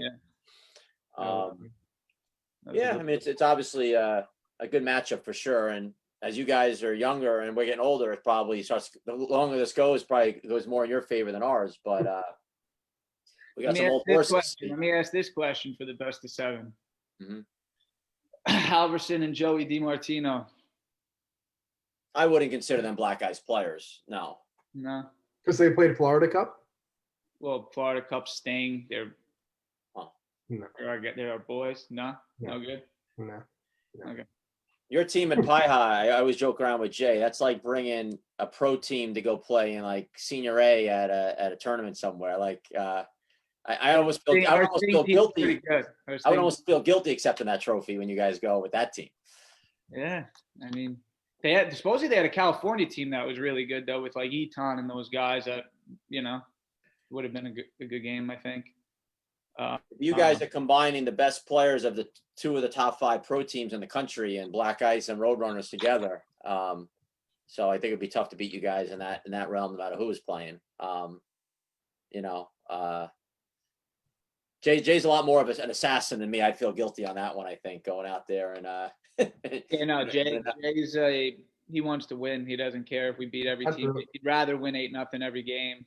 Yeah, he's the guy that stack his own team at Rapid Fire to mercy customers. If I'm on his team, we're always like the fun team. He's like, who cares? We're playing together, Right. And he sandbags every other league he's in.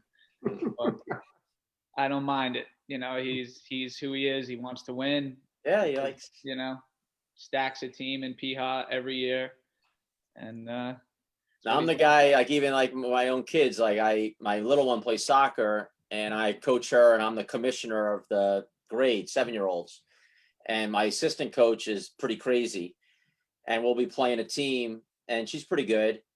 And if we start winning, I'll take her out, and I sit her back, or throw her in goalie, whatever. And he's screaming at me like, "What are you doing? Like, put your foot on the gas, whatever." I'm like, "Oh, like these are little girls. Like we don't have to worry about winning so much." It's just more my mentality. I feel guilty or bad, and want everyone to have fun, and it's got to be about everybody, and it's part of it. Again, that's why coaching at State Wars is different. If I'm at Narch, I'm probably more like a J mentality, like fuck everybody. I'm screaming at the refs. I'm like yelling at my guys. I'm threatening guys. I'll pick up anybody from any team. But when it comes to your own world, it's hard to do that stuff. Definitely is. I feel like you're sitting in like a throne right now, like a king's throne. I'm actually in the dining room of my parents' house. Doesn't get much use, but I figured it's a nice quiet place to go. Yeah, it's like a Game of Thrones, like not as big, but like I feel like Yeah, it's a nice chair. My I feel like I mom. should be sitting in one of those at State Wars, Greg. You got to get me one of those for the State Wars office. I feel like at With State some Wars, wheels on it. something like that. Get a wheelie chair with. I like a- only sit in these chairs if we win PAMA Pro, though. When we lost the last few years, I Yeah. used to pull that. I also want to bring up, your celebrations and parties after My the grandma's game. house. Never Yeah, got invited to that, Greg. Never. I've been invited quite a few times. That's true, Timmy. You didn't get the invite. Mhm. I guess that's just my bad. I'll own up to it. Didn't invite it. A lot of times, it's like kind of a roller hockey set like thing. If we have a cup, we bring it, and it's like kind of an excuse. So I don't think you would want to be there for it. When we're drinking out of the cup, holding up your giant check, and poolside at my grandmother's, popping champagne, just having some fun. But yeah, any excuse I can get to get the guys together is I do it. I usually do like one big summer bash at that house. She has a beautiful house on the water, so we try to get some use out of the backyard. So once a year, I try to throw a big party and have everybody I could possibly have come. I got some California guys on the list. Joey Doran, Junior Canice wants to make an appearance. You're bringing entertainment too. Yeah, everything. We had Danny Anoy flew out one year. Cal Kafuke flew out this year. So it's cool. It's just awesome time. Get the guys together and celebrate. And that's what's cool. Like a lot of us live close. A lot of us within a couple hours. Some of the Philly, Jersey guys, Gergers drove down once. So it's cool to be able to play like I said at the high level with the same guys, and then also hang out with them, outside the rink. A lot of the guys only get to see their teammates at the summer tournaments. Yeah, it's hard with our team. Once State Wars is over, guys are all going ice hockey. It seems like we have like five guys just gone on a plane the next day. Exactly, especially like your team. You guys, a lot of guys play, professionally in other countries, so they come back and get to see their roller hockey friends. I'm sure it's a treat for them. So, we're a little more fortunate. We get to golf together, and we hang out, go fishing, and things like that outside of hockey. Like we'll be friends, I'm sure.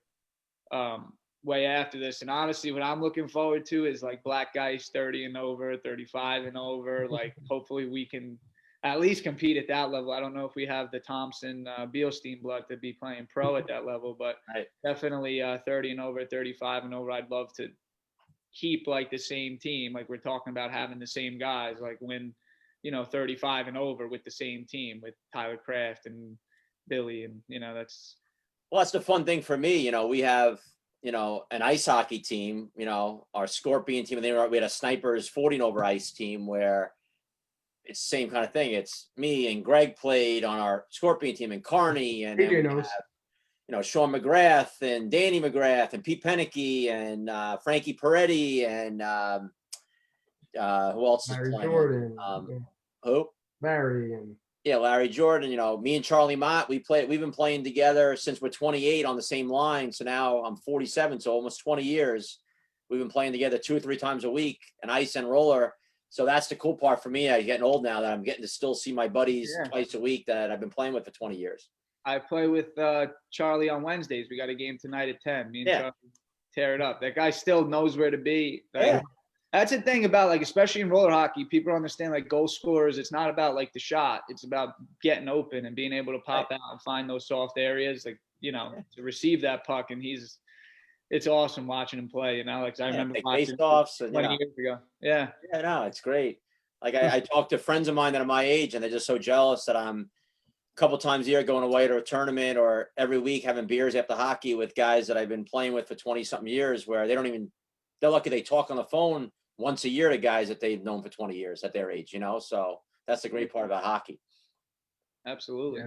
And there's really nothing for ice hockey. You might want to look in the State Wars, like, ice hockey, have like more of like a men's league-esque tournament. Yeah. Where it's like, it's like the roller hockey culture feel, but you're playing ice hockey, Right, Like, there's a couple of men's league tournaments, I guess, around here, like Lake Placid. I know they do like some cool stuff, but there's really not a lot out there where you can like get together with your friends and play in like an ice hockey tournament, Right.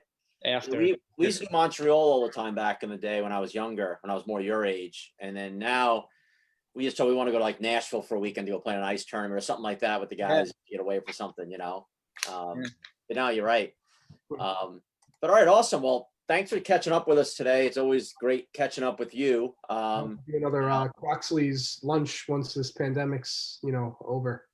Yeah. The last time we were together socially, I think we can't even get into that yet. But one day we'll talk about. We have a great video from that day. We'll get into one day, which many reasons why this pandemic has sucked for a lot of us this year. But we'll touch on that on our next chat. But yeah, it's the last time I think we saw you was with Carney and GT at Croxley. We had a fun afternoon. Yep, definitely. I was actually just there last week. I took my niece to Maddie's toy shop. It's like right in that. Right. Yeah. And I was like, I Googled it, so I didn't know where I was going. I was like, oh, I was here last time with you guys getting bombarded. Carney set me up. The family that owns that, actually, they're ice hockey guys too. Oh, really? McQuaid family. You know the McQuaids? No. So I played with one in high school, and his brother played at Applecore with Derek Kern with his group. Their family owns all those toy shops, so it's kind of funny. But yeah, no. Hopefully, hopefully have a happy Thanksgiving back home with the fam, and I know it'll be a little different this year for a lot of people, but hopefully you guys could have a good Thanksgiving, and hopefully sooner rather than later we'll be able to get back to some more normal and be able to hang out. Yeah, that sounds awesome. I appreciate you guys having me on. Thanks, Kay. Great. Have a great day. All right. What's that? Have a great day, and tell the family happy Thanksgiving. Will do. You do the same. Let's go Black Ice. Black Ice forever, baby. That's it. Fuck Black Ice. No. No, it was great having KJ on. Obviously, Black Ice, unbelievable team, unbelievable group. And like KJ talked about, I think it's an envy of a lot of teams of just how close knit that group is. And it just shows you, Greg, how, and I like to think the Snipers are the same in a lot of ways, close group off the rink shows on the rink with success.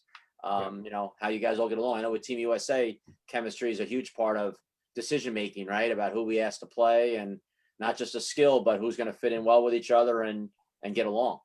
Yeah, it plays a huge role. And, when you're throwing together players last minute for a team and get guys who haven't played together, it's kind of a waste of time. So definitely plays a huge role. Our group's been together for a long time, and if we do pick up a player, we pick up a guy who's a good guy, who's friendly, who guys know. We're not just gonna pick up a random guy. So Right. yeah, it goes a long way.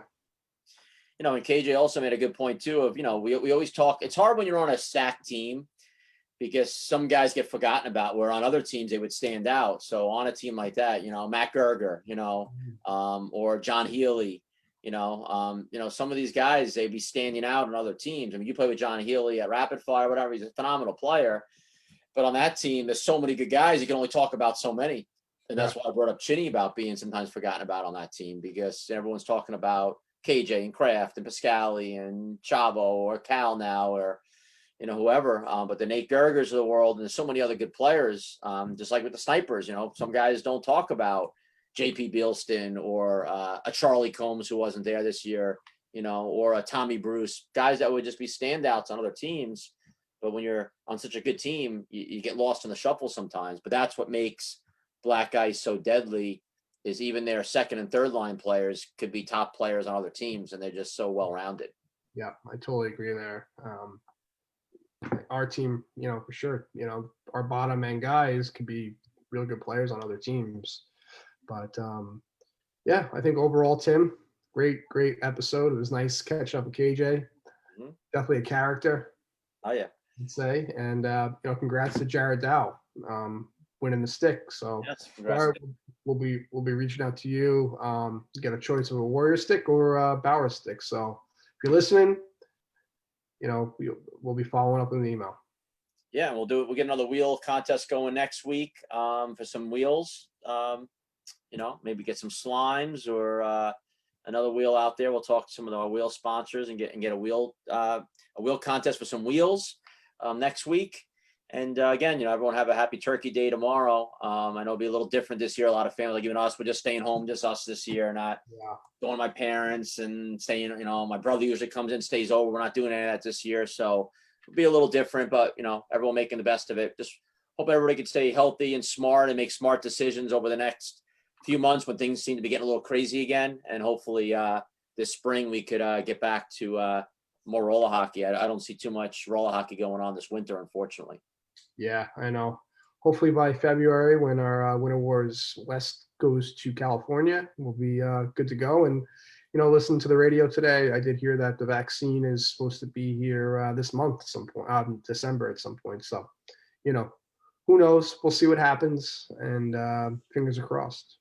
Yeah. So again, great game by Black Ice, great victory. Winners win, and they proved to be the better team that day. And we'll go on and we'll cover the game. But I think it's not taking a cat out of the bag to let them know they won the PAMA Pro Division last year, and KJ Tiefenwerth obviously was a big part of that.